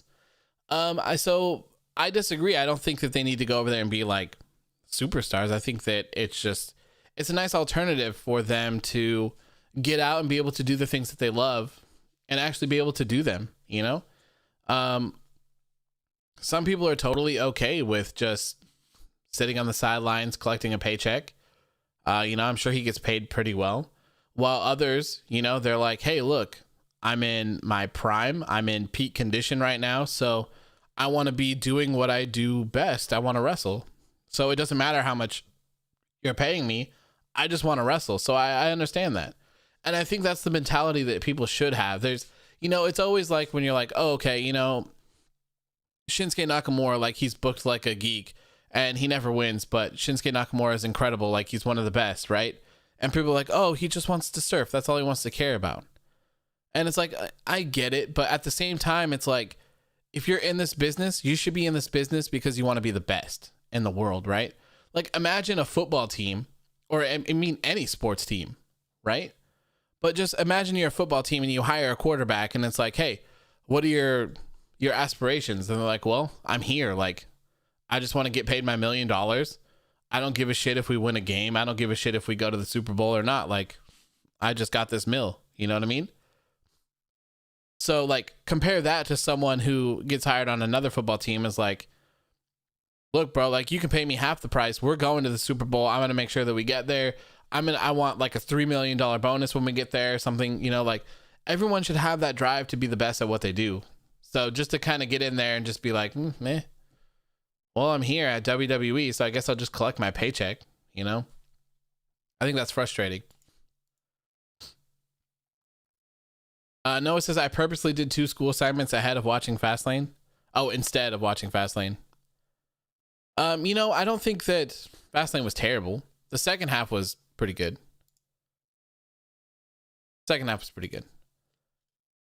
Jeremy says, did Andrade ever want to go back to NXT? I'm not sure, but I did hear that Aleister Black wanted to go back to NXT and they said no. Mania says, I will give you a small loan for $69 million to start a full 5-hour live stream on why Retribution was the best thing to happen in WWE since the Attitude Era. Hey, send the super chat. Send it. I'll give you 6 hours. I'll give you 6 hours of content of why the Foot Clan is the best thing to happen in WWE since the Attitude Era for a super chat of $69 million. A small super chat of $69 million, by the way. Very small amount of money. If Ryan says if Edge wins at Mania, how long should he hold it for? I don't know. That's a good question. I don't know. Not very long. A couple months, maybe. Molly Man says, quick question, AEW, what was your favorite part about Justice League Snyder Cut? My favorite part was Superman being brought back from the dead. I don't think I could probably talk about my favorite part because I don't want to spoil it for people. Delight says, thanks for spoiling it. I think everyone knows that Superman comes back from the dead. Everyone knows that. Especially since it's a part of the first movie. Edge will probably drop it to Reigns. I could see that happening. James says, WWE Network shows and Peacock shows footage of Jon Moxley on Evolve. Interesting. I saw first says Andrade is a no-brainer for AEW. I can't see them pass on a 28-year-old prime Andrade. Yes, sign him. Tony Khan, sign him. Marcel says AEW, I am so happy. What's going on, man? You got some news for me?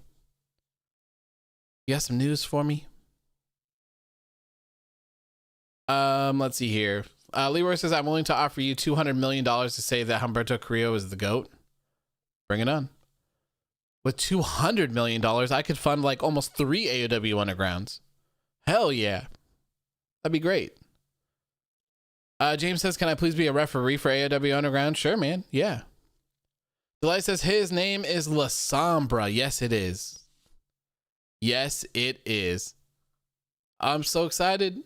La Sombra. Yes. Chloe says, AEW, who's the best Batman? The best Batman, without a doubt, is Ben Affleck. 100%. 100% Ben Affleck. And I love that everyone is like totally loving Ben Affleck's Batman right now. It means the world to me because I've loved Ben as Batman ever since I saw those pictures of him as Batman. It's just been incredible. Absolutely incredible. So without a doubt, Ben Affleck. And you know what? Even Kevin Conroy, the most legendary voice of Batman, says that Ben Affleck is the best Batman. So,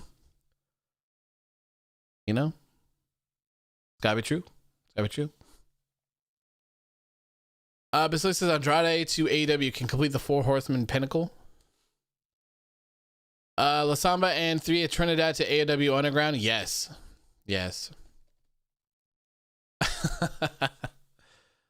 John says 3 AOW shows: AOW Underground, AOW Above Ground, and AOW to the Moon. I like it. Ryan says, I assume Brian will be added to take the pin and possibly go on hiatus after. That's what I would assume as well. That's what I would assume. Leroy says, Ben Affleck is the best Batman while George Clooney is the worst. Oof. Oof to George Clooney. Chloe says, when I meet Ben Affleck, I'll make sure to tell him that you simp for his Batman. 100%. I think that's the proper word. Without a doubt. I definitely simp for Ben Affleck's Batman. And The Town, too. Like, that movie rules. If you guys haven't seen The Town, I think it's on Peacock right now. Or, wait, is it Peacock? Or is it HBO Max?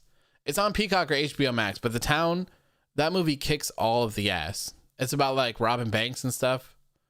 My monitor just died. Hello? Okay. Louis says, dude, how long have you been live? An hour and 33 minutes. Hour and 33 minutes. The Town. Yeah, it's on Peacock. It's got a 92% on Rotten Tomatoes. A Boston bank robber, Ben Affleck, looks for a way out of his criminal lifestyle after beginning a passionate romance with a woman, Rebecca Hall, that his gang briefly took hostage. Ooh, it's a good one. It's a good one. Ryan Hunt says, oh wait, I didn't even realize Andrade got released. Let's go. Yeah, man. Yes, he got released. Shelby says Andrade had a 5-star in WWE and they didn't do anything with him on the main roster. I know, right? Chloe says, when's your birthday? It's in August. In August. I'm in August, baby.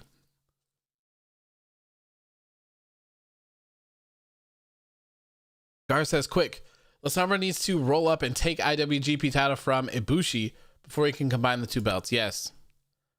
I see a lot of people are mad about that. Brian Alvarez just tweeted out, WrestleMania main event is now a 3-way. More info in a few minutes.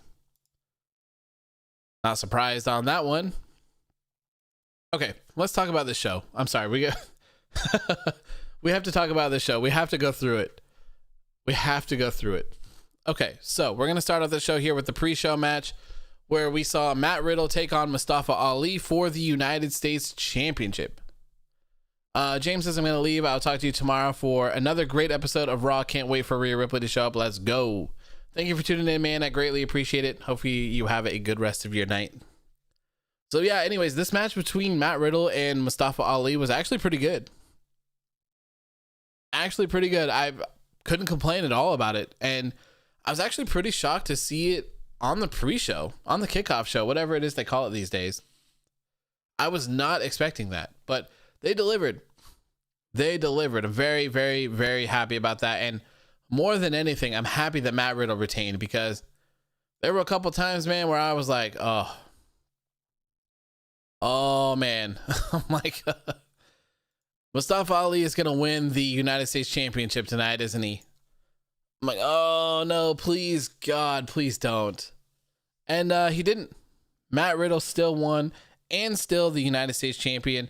But more important than anything, those geeks in the Foot Clan are no more. They're completely gone. Reckoning, aka Mia Yim, turned her back on Mustafa Ali, got in his face, and then walked out of the ring. Next up, it was Slapnuts. Just walked out of the ring and left. Just dipped. Slapnuts was no longer with the Retribution shits. It was over for him. And then Mason T-Bar looked right at Mustafa Ali and they did their little double team choke slam to the ground type deal. It was good. It was good. I'm so happy for this. So happy for this. I hope that I've said this a million times. Mace can stay because Mace is badass. Mace looks really cool. Donovan Dickhead, though, the whole T-Bar gimmick has got to go. It's got to go. The dollar store Bane mask, like, it's got to go. You know, I'd probably even be fine with him just taking off the mask and being T-Bar. That'd probably be fine with me. And then you could have him and Mace as a tag team. No complaints about that whatsoever. Have Shane Thorne go do something else. Don't have him be slap nuts anymore. I think that ship has sailed. And of course, Mia Yim should not be reckoning either. So, oh my God. Thank God, man. Retribution broke up today. The Fiend returned. Roman Reigns and Daniel Bryan put on a burner. And Andrade got released.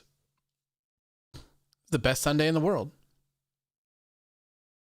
Best Sunday in the world. You love to see it, man. You love to see it. Vance says, you know, it would be completely shocking. Randy leaving. Yeah, I don't think that. I think he's a lifer for sure.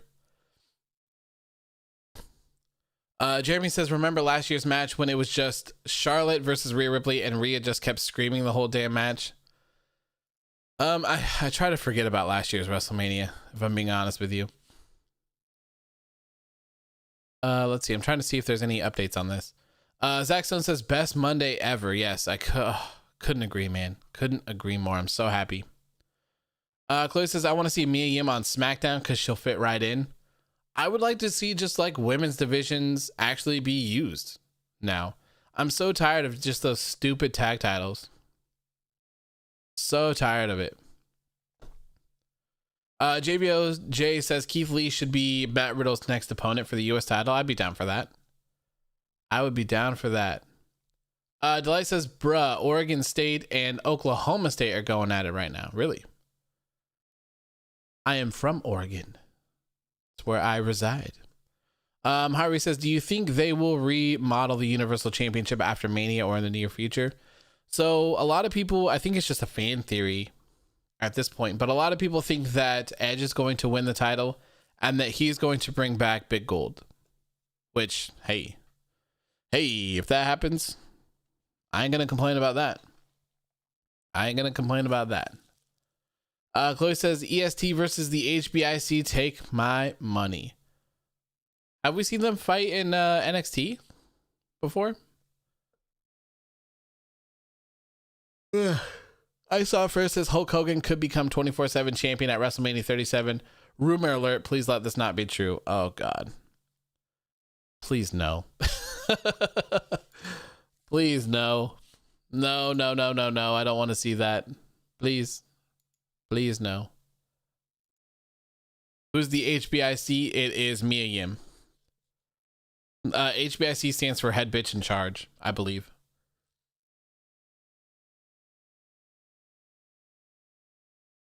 I saw it first. Go to bed. God, I'm choking on air. Shit. This is putting all that negativity in the universe. Caden says, I feel as if WWE booked themselves in the corner with Edge versus Roman. I don't think anyone benefits from losing. Yeah, I mean, if it's a triple threat, you know, they'll have Bryan eat the pin and have Edge win the title. Marcel says Bryan Alvarez confirmed as a triple. Yeah. Yes, sir. I saw that. I saw it. Mania says, well, if Hogan is going to win any title, it's got to be the 24/7. Maybe he'll win the Universal Championship. Why not add him to the match? Bo says, this is my first time on your stream. I'm also an August baby. Hell yeah, man. August babies unite. That's one. Us August babies, man. Welcome back, Bob. Good to see you, my friend. Chloe says head baddie in charge because WWE said bitch is not allowed, even though they use it on all their things. It's a classic WWE problem where they're like, I don't quite like you anymore. You're a bad person, bitch. Like, oh my God, the 5-second pause into the bitch. Oh man. JBOJ says Hulk Hogan is Universal Champion. Yeah, why not, man? Why not at this point? Who cares? Who cares?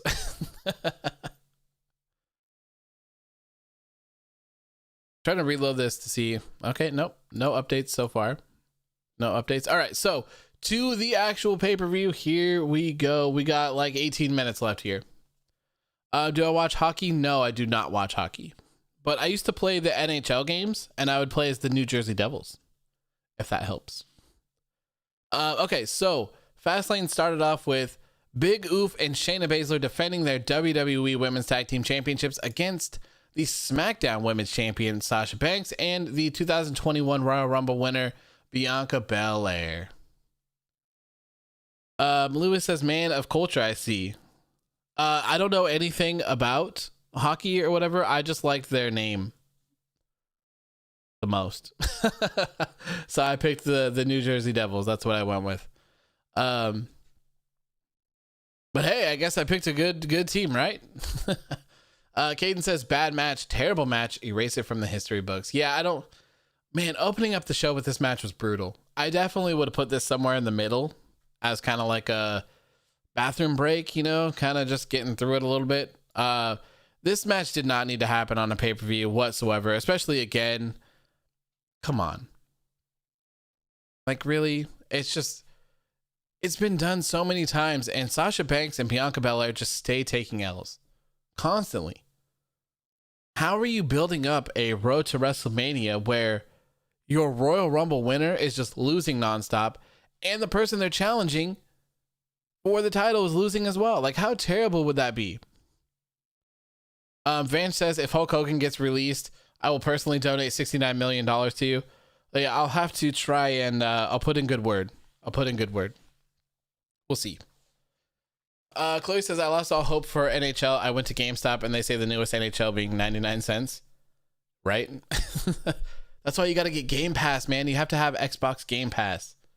That's what it's all about. You get Game Pass and then you get EA included in it. And I think they have all the hockey games included in it for free. It's good. Zach Stone says, my bathroom break was this match. You start off the show with a bathroom break. Molly Man says, did you hear Randy Orton's uncle Barry O passed away during the weekend? No, that is sad. My condolences to Randy Orton's uncle. That's sad. He had to come here and work. Dedication, man. Yeah, Chloe, sports games, they never hold their value. They're definitely not worth buying. The last sports game I bought was the GOAT edition of Madden, just because it had Tom Brady on it. Bob says, do you play Xbox? Yes. I primarily play games on Xbox. But I have... So Xbox One, not the newest Xbox. I'm not next gen at all. But I have an Xbox One, a PS4, a Switch, and a gaming PC. So... okay, so anyways, tag match, completely unnecessary. It's just not needed. So of course, Nia Jax and Shayna Baszler get the win to retain their women's tag team championships ahead of WrestleMania. So who do they face at WrestleMania? Who are Nia Jax and Shayna Baszler going to face at WrestleMania? Is it Lana and Naomi? Is it Mandy Rose and Dana Brooke? Is that who they're going to face? Are there any other teams? Oh, you know what? Tamina and Natalya. They're going to be the next tag team champions, aren't they? God damn it. God damn it. Lewis says, I'm going to head out. Thanks for being awesome. Thanks, man, for tuning in. I greatly appreciate it. It was a pleasure. It was a pleasure chatting with you. Bo, why you have to be so rude, man? Why you gotta be so rude? Vance says, a gaming PC, a Nintendo Switch, a PS4, and you say you're not a next gen gamer. Well, next gen because they have PS5s and the Xbox Series X. Like, I don't have those new ones. And I honestly don't see a reason why they would even have them. Or why would you even get them, to be honest? There's like nothing out for them. Seems like a complete waste. So yeah, I guess WrestleMania is going to be Tamina and Natalya versus Nia Jax and Shayna Baszler. Yeah. And they're probably going to win, right? Oh, God. Raphael says, I'd care more about what color my crap is than watching Natalya and Tamina versus Nia Jax and Shayna Baszler. Yeah, I think you nailed it on that one. Delight says Nintendo is goated. You know, I love my Nintendo Switch. Like, it is so awesome. Like, it's so cool to to like legit just be able to turn it on and just pick up and play where you left off. Like just instantly at a snap of a finger. It is so cool to do. Like I do it with Mario Maker all the time. I'm always playing Mario Maker in just like weird little spurts when I'm waiting for like a video to render or files to upload or something. It's fantastic. Manny says it's so clear they don't know how to book this women's tag division. Yeah. True. They really don't. Bob says, has Tamina ever won a championship? I am not sure, to be honest with you. I have no idea. Chloe says, who is Natalya and Tamina? I only know the boat and the yacht. What nicknames, man? What nicknames? Those are so crazy. Marcel says the one problem I have is that Edge comes off as a heel in this entire feud. So if he wins, it's kind of odd.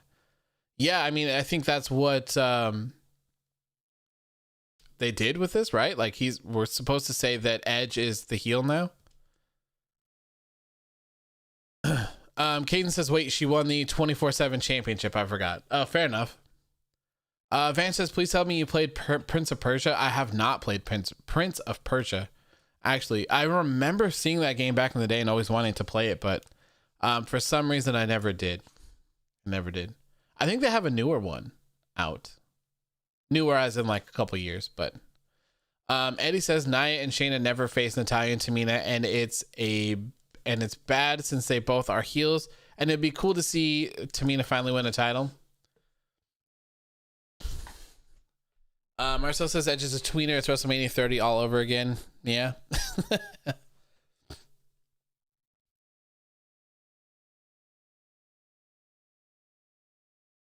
Let's see. Oh God.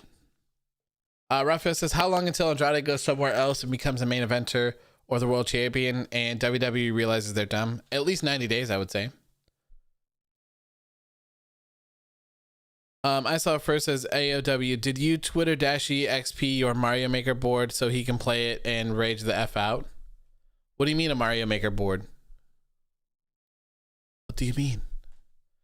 Anthony says, I'm back from getting some mac and cheese. Oh, mac and cheese. What'd you miss? Nothing. We're just kind of getting on about the show. And damn, I got like 10 minutes. Jesus. Okay, so let's start running through this. So Natalya. Nia Jax and Shayna Baszler retain their women's tag team championships here. And it seems like everyone here knows that next up it's going to be Natalya and Tamina. And they're probably going to be the ones to dethrone them. It'll be interesting to see what would happen afterwards. Are Shayna Baszler and Big Oof going to feud with each other afterwards? I would assume that's probably what's going to happen.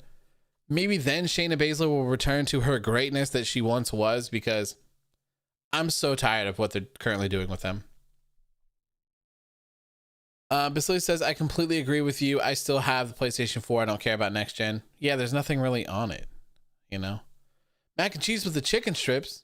Very nice. Very nice. You're going in 10 minutes. Not exactly 10 minutes, but I do want to run through this quickly. I saw first says create your own Mario Maker level for Dashi to play. I have created my own Mario Maker level, but it's just a shell jump. It's like a intro to shell jumping so that I could learn how to do it. So it's just a practice for me. I do want to make some Mario Maker levels. Maybe that's something, maybe we'll do that on stream sometime on the gaming channel. Because that would be pretty cool. I do want to start playing games more often. And it'd be just more of an opportunity to just like hang out and chat. And play games with other people.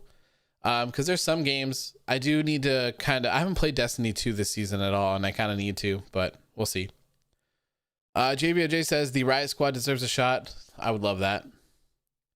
Raphael says I've tried making levels, but I suck at it. I would assume that I'm pretty bad at it too.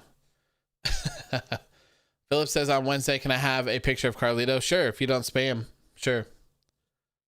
Yeah, I will have to watch Money Heist when I get some time. Hopefully sometime soon.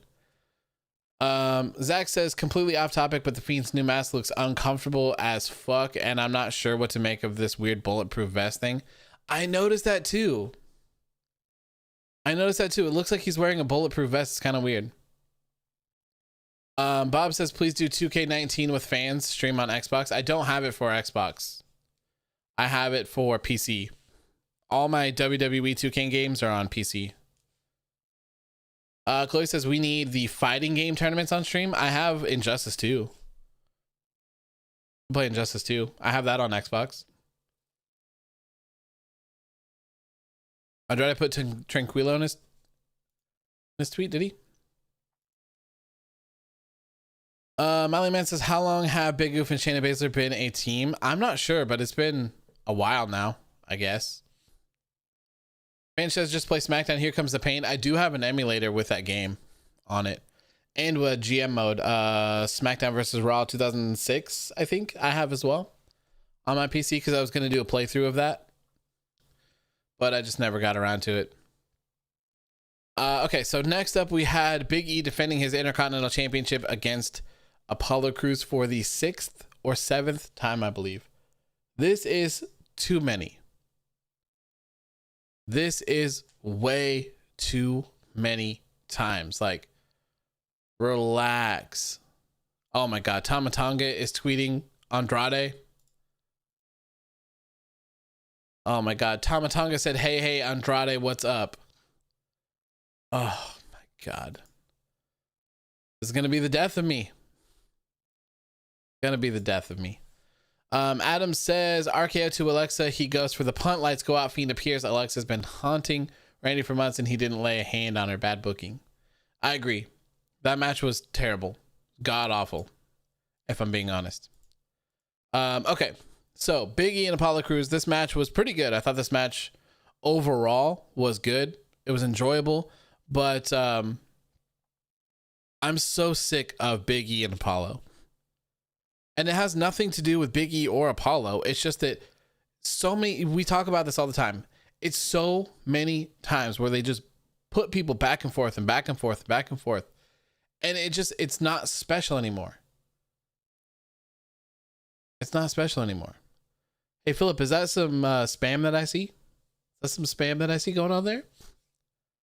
Uh-oh. Anthony says, I don't mean to be a dick, but by this point, get Apollo off my TV. Yeah, I think it hurts, and the thing that sucks is that Apollo looks fantastic right now with the whole gimmick turn, the heel stuff. Like, sure, the accent is lost on most people, including myself. I feel like it's kind of growing on me, but I'm still not all the way there yet. It's still weird. Just to see someone on TV every single week just kind of snap into it like that, it was very weird. But overall, like, I think this is hurting Apollo and Big E, and more importantly, the Intercontinental Championship. That poor not just the Intercontinental Championship, but poor WWE championships lately. They're just being dragged through the mud completely. The poor Intercontinental Championship hasn't been prestigious in a while. Like, everything that has been involved with it has not been very entertaining, not good at all. And it's just a bunch of hokey garbage. And I was hoping that when Big E won it, it would be like this huge change of pace for everything. And they would do the things that they needed to do to get it to where it needs to be. But it's just been Big E and Apollo the entire time. And that's not stopping tonight. It didn't stop tonight. They're going all the way to WrestleMania. We're going to see Big E versus Apollo Crews for the Intercontinental Championship for like the 8th time at WrestleMania in just 3 weeks. Like, really? Do something better. Like, if they wanted to do this, they should have had him be like, no, you're not getting the title shot. Apollo beat the hell out of Big E. Big E's still like, no. And management's like, no, you haven't done jack shit. You just keep losing matches. So I'm not going to grant you anything. Apollo, heel, beating up anyone and everyone.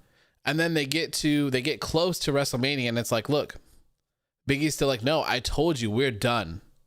We're done here. I've already beat you 3 times at that point, I believe. And we're done.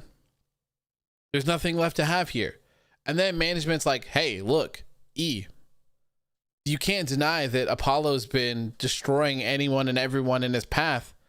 And I think he deserves it. So maybe set up a #1 contenders match or whatever it is. Just give them the match. but put them separately for a while so it gives us a reason to actually want to watch this. Big E versus Apollo Crews at WrestleMania isn't going to do anything for anyone.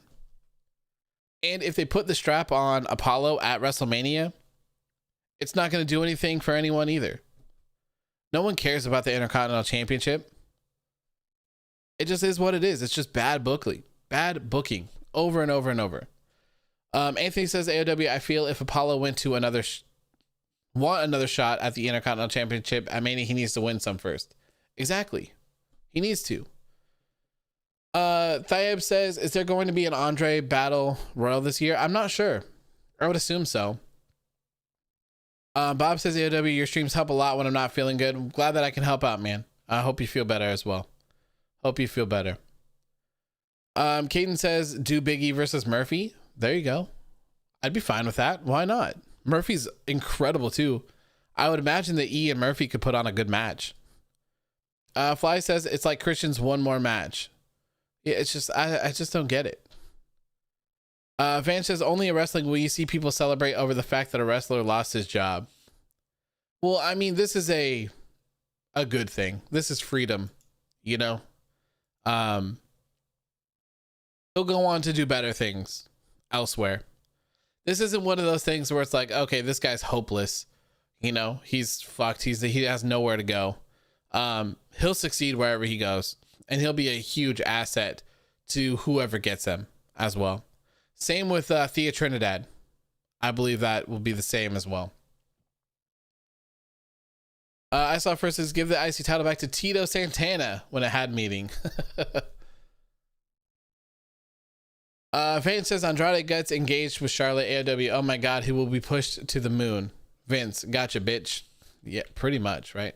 Oh, my bad. Pushed to the moon. JBJ says they need to reunite Blake and Murphy as a team. Yeah, why haven't they done that either? I forgot about that. Chloe says I missed the Intercontinental ladder matches they used to have usually every WrestleMania. Maybe they'll bring them back this time. That'd be cool. Philip says I'm still gonna get my Edge picture at the end of the show. You think so? Maybe we'll have chat vote and see if you deserve to see a picture of Edge on the screen before we get off. Maybe that's what we'll do. Punk says 90 days clause in Andrade's contract or no? I would assume so. Since he was released, I would assume so. All right, so next up was the Swerve match. The asterisk card subject to change here. This one was supposed to be Shane McMahon taking on haha, I'm so fast like a train, Braun Strowman. But unfortunately, Shane McMahon hurt his little knee ahead of the match tonight, ahead of the pay-per-view while he was training. So he was not able to compete. So Elias says that he wants to perform on the grandest stage of them all at WrestleMania. And Shane says, look, I have a task for you. Surprise, you have to wrestle Braun Strowman tonight. So Elias got screwed into this match against Braun Strowman, and I don't think anyone really cares about it. Braun Strowman won. Ha ha ha. We're going to see Braun Strowman versus Shane McMahon probably at WrestleMania. So have fun watching these god-awful promos for the next 3 weeks. And then the terrible match as well. Like, this did not need to happen on this show. They should have kept it off. They should have kept it off. This should have happened on Raw or something like that. That would have been fine. It would have been annoying, but now we have to look forward to this continuing for 3 more weeks. Chloe says, Braun fast like train. Choo choo. Yes. Although something that was funny that I noticed, I don't know. I didn't notice if he was doing it later on in the show, but when he was training, he had a Strowman Express shirt on, and he taped over where it said Strowman and put stupid. So it said the Stupid Express. Like, okay. Molly Man says 12 a.m. Eastern time. It's a new day. Yes, it is. Hell yeah, man. It's Monday. You know what that means? Monday Night Raw's on. Punk says Shane makes stupid train t-shirts. Yes, haha. Haha. Next up, we saw Matt Riddle and Shinsuke Nakamura backstage. Look, I'm not a fan of all of this weird bro stuff that they have Matt Riddle doing all of the time. But there was just something about this that I thought that killed me. I thought it was hilarious. Matt Riddle rolls up to Shinsuke Nakamura on a scooter, and he just says, "You want to be in business with me?" Like, what the fuck? It is just I think it was just because it's the most random thing that I never thought that I would hear. He just says, "You want to be in business with me?" What? Jesus Christ. At least Matt Riddle's promos might not be that great anymore since they make him look dumb as hell and they just bro the hell out of him. But at least he's still good in the ring, man. That sequence that he had with Mustafa Ali earlier on the pre-show, I talked about it in one of the comments, but it was like Ali tried to roll him through into a pin, into a roll-up, and he was able to like continue the roll and lift him up and slam him down afterwards and then pin him, and then Ali kicked out and put him right into a submission. That sequence was mwah, chef's kiss. Mwah, so good. Mania says that's like when Shane put Chump over an Xbox shirt. Oh God.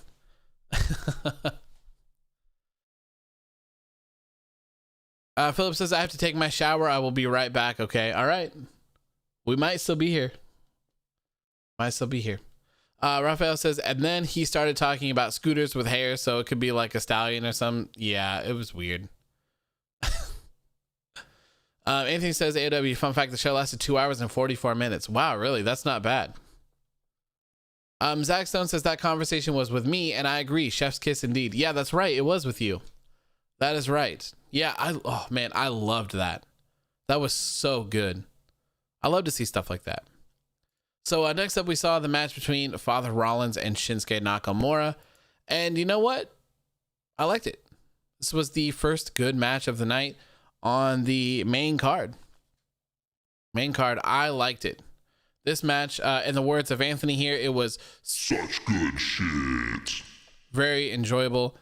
I liked it.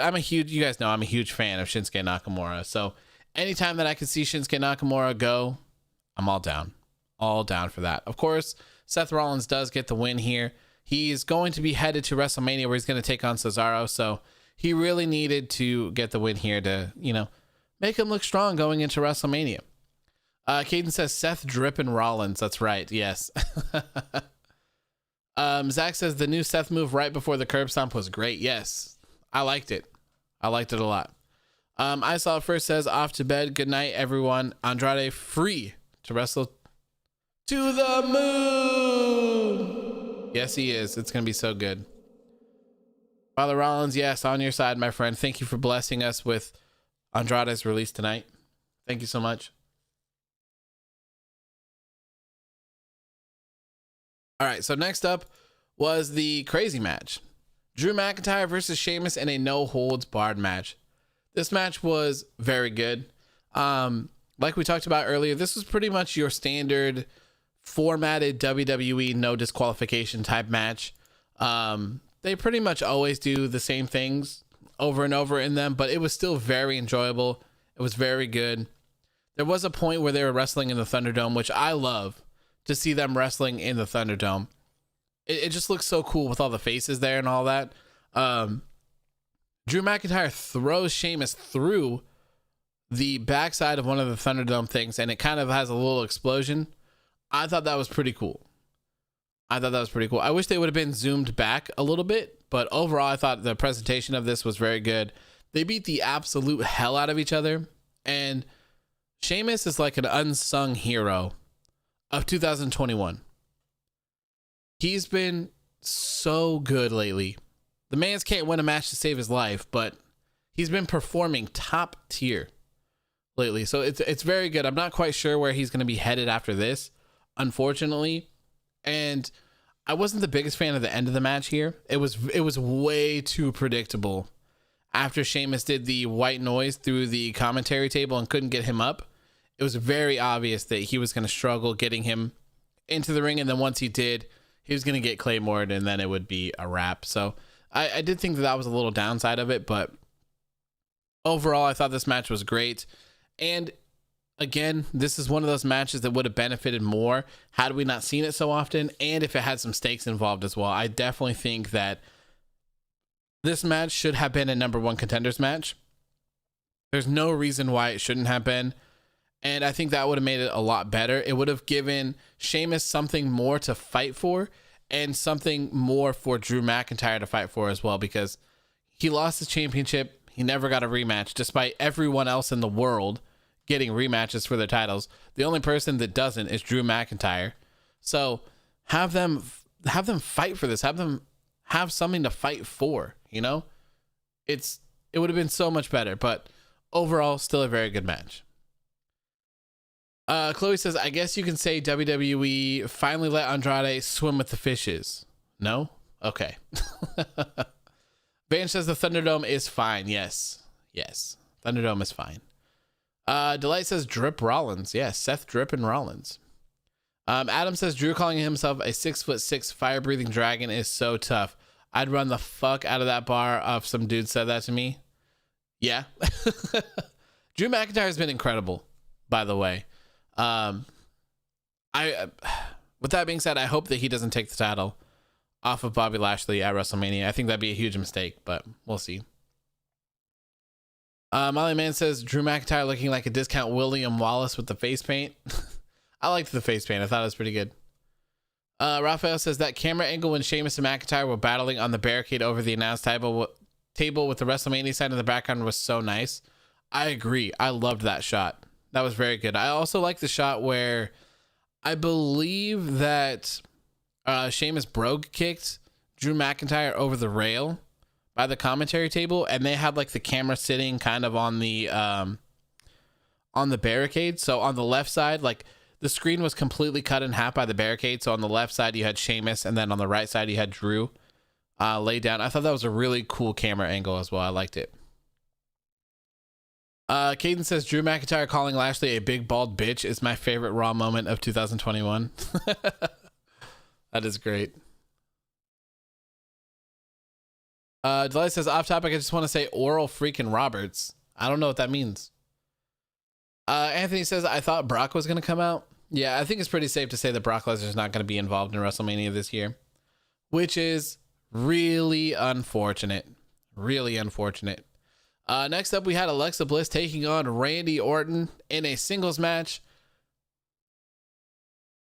Everything aside, Fiend return aside, this match was terrible. This was not good whatsoever. So essentially, when the match starts off, Randy Orton charges towards Alexa. She moves out of the way, and Randy Orton hits his shoulder on the post. Okay? Whatever. Alexa Bliss, or he falls out of the ring. Alexa Bliss is out of the ring as well, and they're kind of walking around it. She's kind of following him, or he's kind of following her. Sorry. They walk all the way around towards the like hard cam side, towards the Thunderdome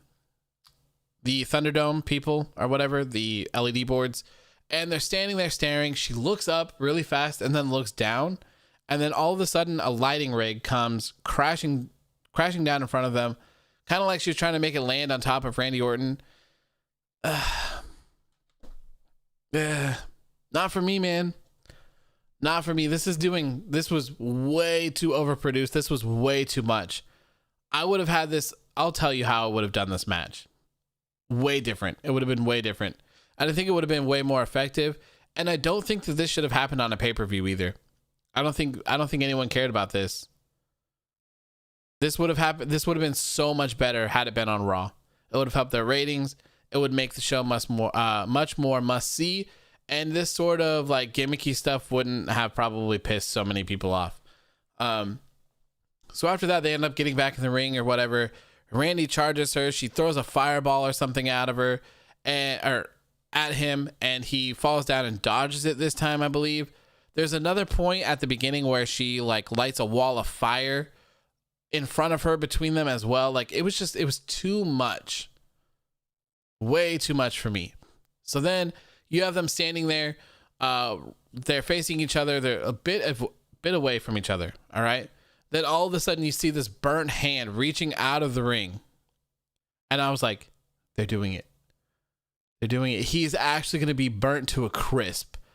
Hell yes. Hell yes. So the hand comes out of the ring, grabs Orton, And then all of a sudden the Fiend comes out in his burnt to a crisp glory. So good. I love this visual here of the Fiend. It's so good. Like I said, I wanted them to go with a burnt thing here since he was burned alive. I didn't think they'd go so literal with it. I thought they would just kind of redesign him a little bit with his mask kind of look a little bit more droopy, a little melted or so. I would have had him not have been literally burned to a crisp, but I think the visual worked really great. Like, he looks creepy as hell as a whole. And a lot of people are pointing out that he looks much slimmer. Like, he looks much better. So it'll be interesting to see him as like Firefly Funhouse Bray Wyatt as well. Hopefully we'll see more of this on Monday. Well, tomorrow or today for some of you, if you're on the East Coast. But overall, it's just that this match didn't really connect with me. I don't think the match was really needed. But so happy to see the Fiend back. I hope that they're able to pick up this feud, because this feud has been dragging for a while. And they're not really going to be able to do all of the magic gimmicky stuff at WrestleMania. There's going to be fans in attendance, and they're not going to be able to do that. So unless they have a cinematic match, which I guess is possible as well. So I think what's going to happen here, if I had to guess, this would be my guess, that we probably won't see the Fiend again until WrestleMania. My guess would be that Alexa or Bray Wyatt will tell us that he's rejuvenating, he's healing himself now, that he's finally back from the dead, he's risen. And I would assume that at WrestleMania we'll either get a new look at the Fiend and like a V2 type thing, or we'll either see him just back as himself, regular old Fiend, completely healed. That would be my guess. So if I booked this match, I would have just had Randy beat Alexa Bliss. Like, I think it would be pretty straightforward. Here's what you do. The match starts. Randy's toying with Alexa Bliss because he knows that she can't hurt him. So she's swinging. She's punching away at him. It's not affecting him. Just blows to the chest, blows to the stomach, whatever. Not really affecting him. Not really doing anything. She tries to do some moves. She just can't pull it off. She can't lift him up. And she's just regular Alexa Bliss. He hits her with an RKO. Alexa Bliss is down. She starts getting up. Randy Orton goes to the corner. He's going to punt Alexa Bliss's head right out of the Thunderdome. All right? Orton goes for the punt. Lights go out. Lights go back on. The Fiend is in the kneeling position. Randy Orton went to go punt Alexa Bliss, but now the Fiend has Randy Orton's foot, and there you go. That's how you do it. It would have taken 10 seconds, and you would have got the same effect from everything else. You didn't need any of the gimmicky stuff. Just bam, wham, bam. Thank you, ma'am. It's all done. Miley Man says the Fiend was redesigned, rebuilt, and reclaimed. Oh, God. Vance says, first of all, tell me what was the deal with Samoa Joe. One time he was in the commentary, and the other time he was not. Is he the Fiend? I didn't even notice. Delight says she picked up the fire flower. There you go. It explains it all. Chloe says the Fiend is in the hyperbolic time chamber training for Orton. Yeah, there you go. Adam says, I see them getting rid of the funhouse and it's full tilt burnt. Pissed off Fiend. Almost like Kane doing nothing but sitting around and thinking of Taker. No words, no bullshit, just pissed. I would love to see a more violent side of the Fiend. For sure. And I don't necessarily think that we need to see Firefly Funhouse Bray Wyatt so often. I think that's where they really kind of started to take a dive with all of this, is that it was the same formula over and over and over. Every single week it was some Firefly Funhouse video, and then you would probably see the Fiend attack someone from behind or appear randomly sometime. And it was just the same thing over and over. There wasn't really much to it. So hopefully they fix that this time. I would love nothing more than to see the Fiend torturing people backstage. It would be so good.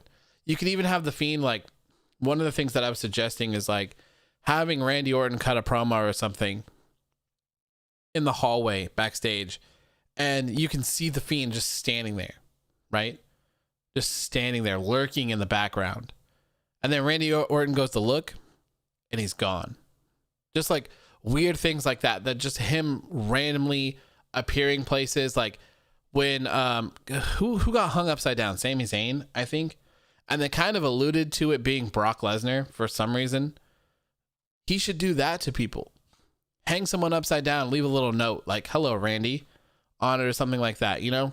Just other ways to torture people, I think would be really good. It'd be very interesting to see and be as kind of violent and serial killer horror movie-esque you could to remain PG-13 or whatever it is they are. Caden says Brian Alvarez doesn't like anything. He liked the main event. I saw that. Van says Brian Alvarez didn't like the Fiend. He called it a piece of charcoal. I mean, he was burned alive. So of course he's going to look like this. Bob says, do you play or do you have WWE Supercard? I do not. No. Chloe says, I want to see the Fiend versus Samoa Joe. And I just want to see Samoa Joe. Samoa Joe rules. I can't wait to see him back in the ring. Adam says, is the last year Randy Orton's best work ever? I'm not sure. Maybe, I guess. Like his promo work was legendary with the Legend Killer stuff, and the stuff that he worked with Randy, or sorry, not with Randy, but Drew was good. Van says after the match, Randy was declared the luckiest man in the world by many people. Yes, he was. Yes, he was. So next up was our main event match. We had Roman Reigns defending his Universal Championship against Daniel Bryan, and he was what was it? What was Edge in this match? He was like a special ringside enforcer or whatever that was supposed to mean at the time. So Edge was just standing around at ringside making sure nothing crazy happened or whatever. So this match was very, very good. I loved this match. The ending is kind of questionable, but overall, Daniel Bryan and Roman Reigns tore it down. And I still stand by the fact that I think that Roman Reigns and Daniel Bryan should have been the main event of WrestleMania. It should have. Daniel Bryan could easily be the person if they need someone to dethrone Roman Reigns. It's Daniel Bryan. No one in the world is going to be pissed off when Daniel Bryan wins a world championship. He's on his way out as well. Daniel Bryan is one of the best wrestlers in the world to ever lace up a pair of boots. I stand by that. Daniel Bryan and AJ Styles remain goated. Like those two, I love AJ Styles and Daniel Bryan so much. They are so good at what they do. It's incredible to see them work. It really is. Bob says Daniel Bryan rules. Yes, he does. Molly Man says the Fiend should be what Kane was like in See No Evil. I haven't seen that. I've seen the poster for it. ID says, bro, what will happen with Matt Riddle now? I have no clue. No clue at all.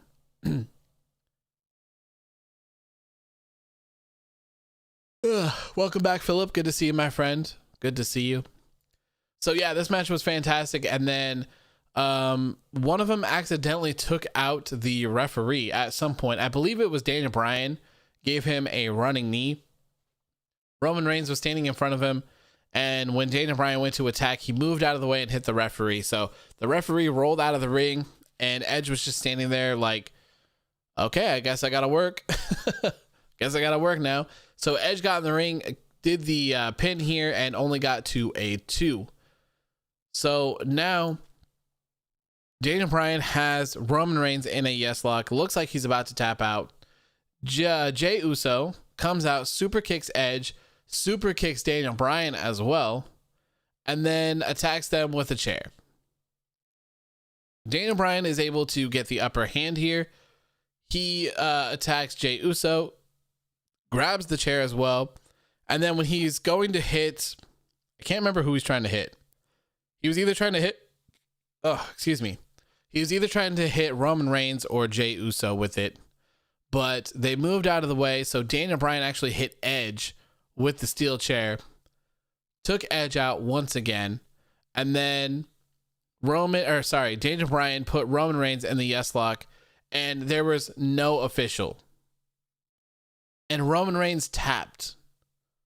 Roman Reigns tapped out to the yes lock, but unfortunately, there was no referee to make the call. So, what happens next, you ask? Well, Edge was pissed off from getting hit with a chair, so he grabbed the chair, hit Bryan with it a couple of times, and then also hit Roman Reigns with it, and then was pissed off and just dipped. So, okay. So then afterwards, Roman Reigns hits Daniel Bryan with a Superman punch and then a spear, and he gets the 1, 2, 3 because a new ref comes out and counts the pin. So this, for me, this match, I thought this match was really good, and I'm willing to overlook the interferences because of that, because I enjoyed it so much. And I think it may help build towards this triple threat that we're obviously going to be getting at WrestleMania, but it just doesn't make sense when you have, like, okay, the referee bump, obviously it was accidental, right? Makes complete sense. But when Edge is about to call the match here, and Jey Uso comes out and super kicks him in the face, and he sees it clear as day, right? Shouldn't that have been a disqualification? When he got up, shouldn't he have called it? I just don't understand. I mean, I'm glad it didn't end in a disqualification, because that shit drives me nuts, but at the same time, it just didn't make sense. It was so overbooked at the end. There was just so much chaos. But like I said, overall, the match was just incredible. So incredible. Christopher says, how's it going, AEW? Just joined the live and don't know if you already mentioned that Andrade got released, but yeah. Yes, I did. Welcome to the stream, my friend. I appreciate you stopping by. But yes, we talked about Andrade. I saw it. Someone posted it in chat and reacted to it like instantly. It was so good. Marcel says, I mean, the Randy match should end in a DQ. Yeah, I mean, we didn't even talk about that. It's so confusing too. Like, should have ended in a DQ when the fireballs hit, or when she tried to drop the thing on him? I mean, certainly enough when the Fiend hit him with the Sister Abigail. That should have been enough to cause a disqualification. I don't quite understand that at all. Marcel says the ref was there. Yeah, he not only was he there, he like completely witnessed the Fiend hit Randy Orton with the Sister Abigail, and then when Alexa Bliss sat on top of him, he counted the 3 count. It was very odd. It was very odd. Chloe says the ref was too scared to call. I guess you could go that route.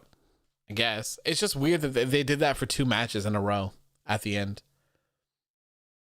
Raphael says, we already got 2 roll-ups in the first 2 matches of the show. I don't think I could have handled a DQ as well. Yeah, I agree. Anthony says Randy and Alexa should have gotten counted out.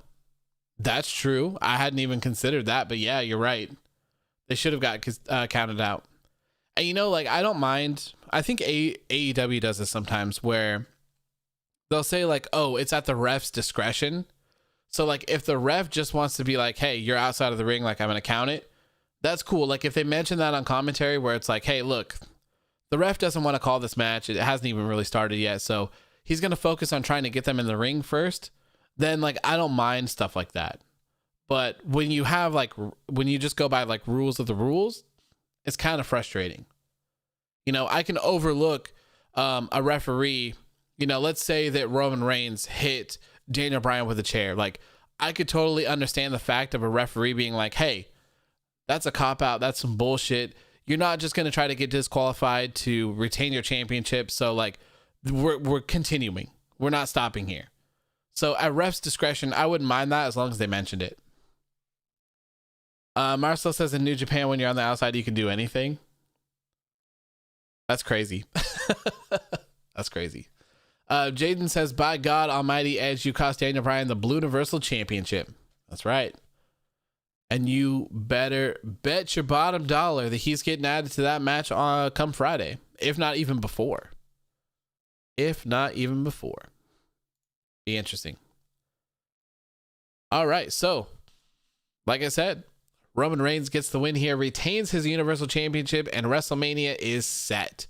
It will be Roman Reigns defending his Universal Championship against Edge in the main event, but I think we all know that somehow, some way, Daniel Bryan is definitely getting added to that match. On the other side, the main event for the other night of WrestleMania, I believe, is going to be Bobby Lashley defending his WWE Championship against Drew McIntyre.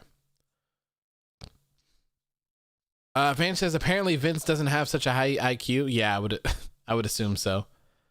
Good businessman, just out of touch. Out of touch now. Marcel says DB is just there to take the pin. Yep, pretty much. Christopher says, so out of touch, but before I join, so off topic, but before I joined the live, I saw Ospreay deliver a cutter to B Priestley. Insane. Yeah, I think Marcel brought that up earlier. Seems like there's a lot of people mad about that. I saw it on Twitter earlier today. It's crazy. Wrestling Observer just posted about it being a three-way. Let's see what it says. It says it's since been confirmed that finish was done to set up a three-way that had been rumored for a week, and interviews pushing Reigns and Bryan as adversaries seem to indicate them meeting down the line. With only 3 weeks until WrestleMania, one would expect the official announcement to come sooner than later. At this point, it is still not clear which matches on the show will air on which nights. I hope they break down the nights as well. I think that's important. Equal rights, equal fights. Vance says, what if Daniel Bryan was the Universal Championship at WrestleMania? That'd be crazy. That would be crazy. I think that if Roman doesn't take it, it's definitely got to be Edge. It has to be. Jaden says, I actually don't mind if Bryan gets added to the match. Me either, because I think that the match should have always been Bryan versus Roman Reigns. I think that's the match. Edge versus Drew McIntyre would have been great. But I don't know. I guess it is what it is. JBOJ says Roman versus Edge versus Bryan will probably be night 2. Yeah, I wouldn't be surprised. I hope that they announce the cards ahead. I hope they announce them ahead. All right, well, it's been 2 hours and 30 minutes. You guys decide. Was Philip good today? Did Philip spam? Does Philip deserve to see a picture of Edge on the screen before we get out of here tonight? Let chat decide. The fate of Philip's picture is in the hands of chat. Whatever they decide. Caden says Philip deserves it. Anthony says yes. Mania says let him see it. Raphael says yes. Philip was a face today. Okay, all right. Send him to time. Oh, Marcel says send him to timeout. Ooh. Oni says yes. Shout out to Philip. Is Philip even here? Philip, are you even here?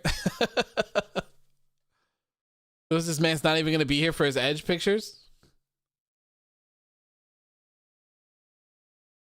Zach Stone says Philip spammed a lot, but let him see it anyways. We're good people. Oh, Philip is here. Philip is here. All right. What kind of Edge picture you want to see, Philip? What kind of Edge picture should we put up here? You want an old one? You want a new one? Chloe says Philip has lost an AOW Mart again. Oh, no. Oh, no. Whatever he decides, I'll put up. Maybe he wants an old school Edge. Maybe he wants Edge today. Adam says an Edge and Lita pick. We could do Edge and Lita. Edge and Lita WWE. Let's see here. I don't want to. All right, you know what? I'm gonna do it. The celebration. I'm gonna do it. I'm gonna do it. All right, here you go. Chloe says we forgot about our daily Aleister Black update. Uh-oh. Well, we'll hold that off to Monday because I have some crazy news about Aleister Black that you're going to want to hear tomorrow. It's crazy. You'll never believe it. You will never believe it. All right, Philip. This one's for you. This one is for you. Edge and Christian. Oh, okay. Okay. All right. Well, that's briefly for you. Here we go. This is wholesome. This is some wholesome content right here. Oh, it's a Web P picture. Come on. Web P pictures are so trash. So trash. All right, I'll give you this one from back in the day. All right. EC.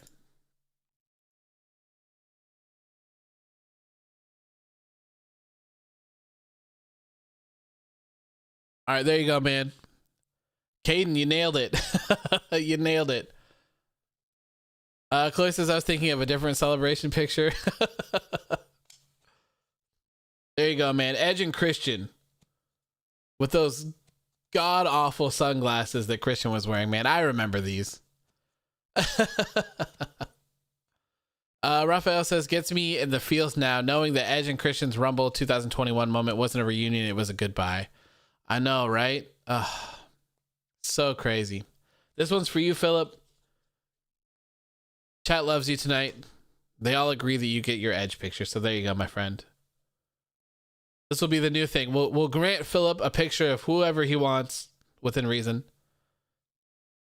if he's a good boy. Zach says, tonight the Fiend returned, the Foot Clan disbanded, Andrade got released, and I became a disciple. And the best part is, you'll be back in less than 24 hours to go again. What a wonderful Monday. Yes. 100%. 100%. It was a great night. It was a great night. Thank you guys for tuning in. That's gonna do it for me. All right, back to that one. Here, we'll go out like this. We'll go out like this. How do I do this here? Oh God. Oh God. Okay, well that didn't work out as planned, but this is how we're gonna go out. This is how we're gonna go out, because I'm not gonna fix it. Anyways, thank you guys for tuning in. I greatly appreciate it. I had a great night with all of you guys. Pretty good show all around as well. I will see you all here tomorrow for the Monday Night Raw show. Rhea Ripley will be making her debut, and we will obviously probably see The Fiend as well. So thank you guys so much. I really appreciate it for all the views, the likes, the super chats, and the memberships. Thank you so much. Thank you guys so much. I greatly appreciate it. I will see you all tomorrow for the Monday Night Raw post show. Have a good rest of your night. Peace.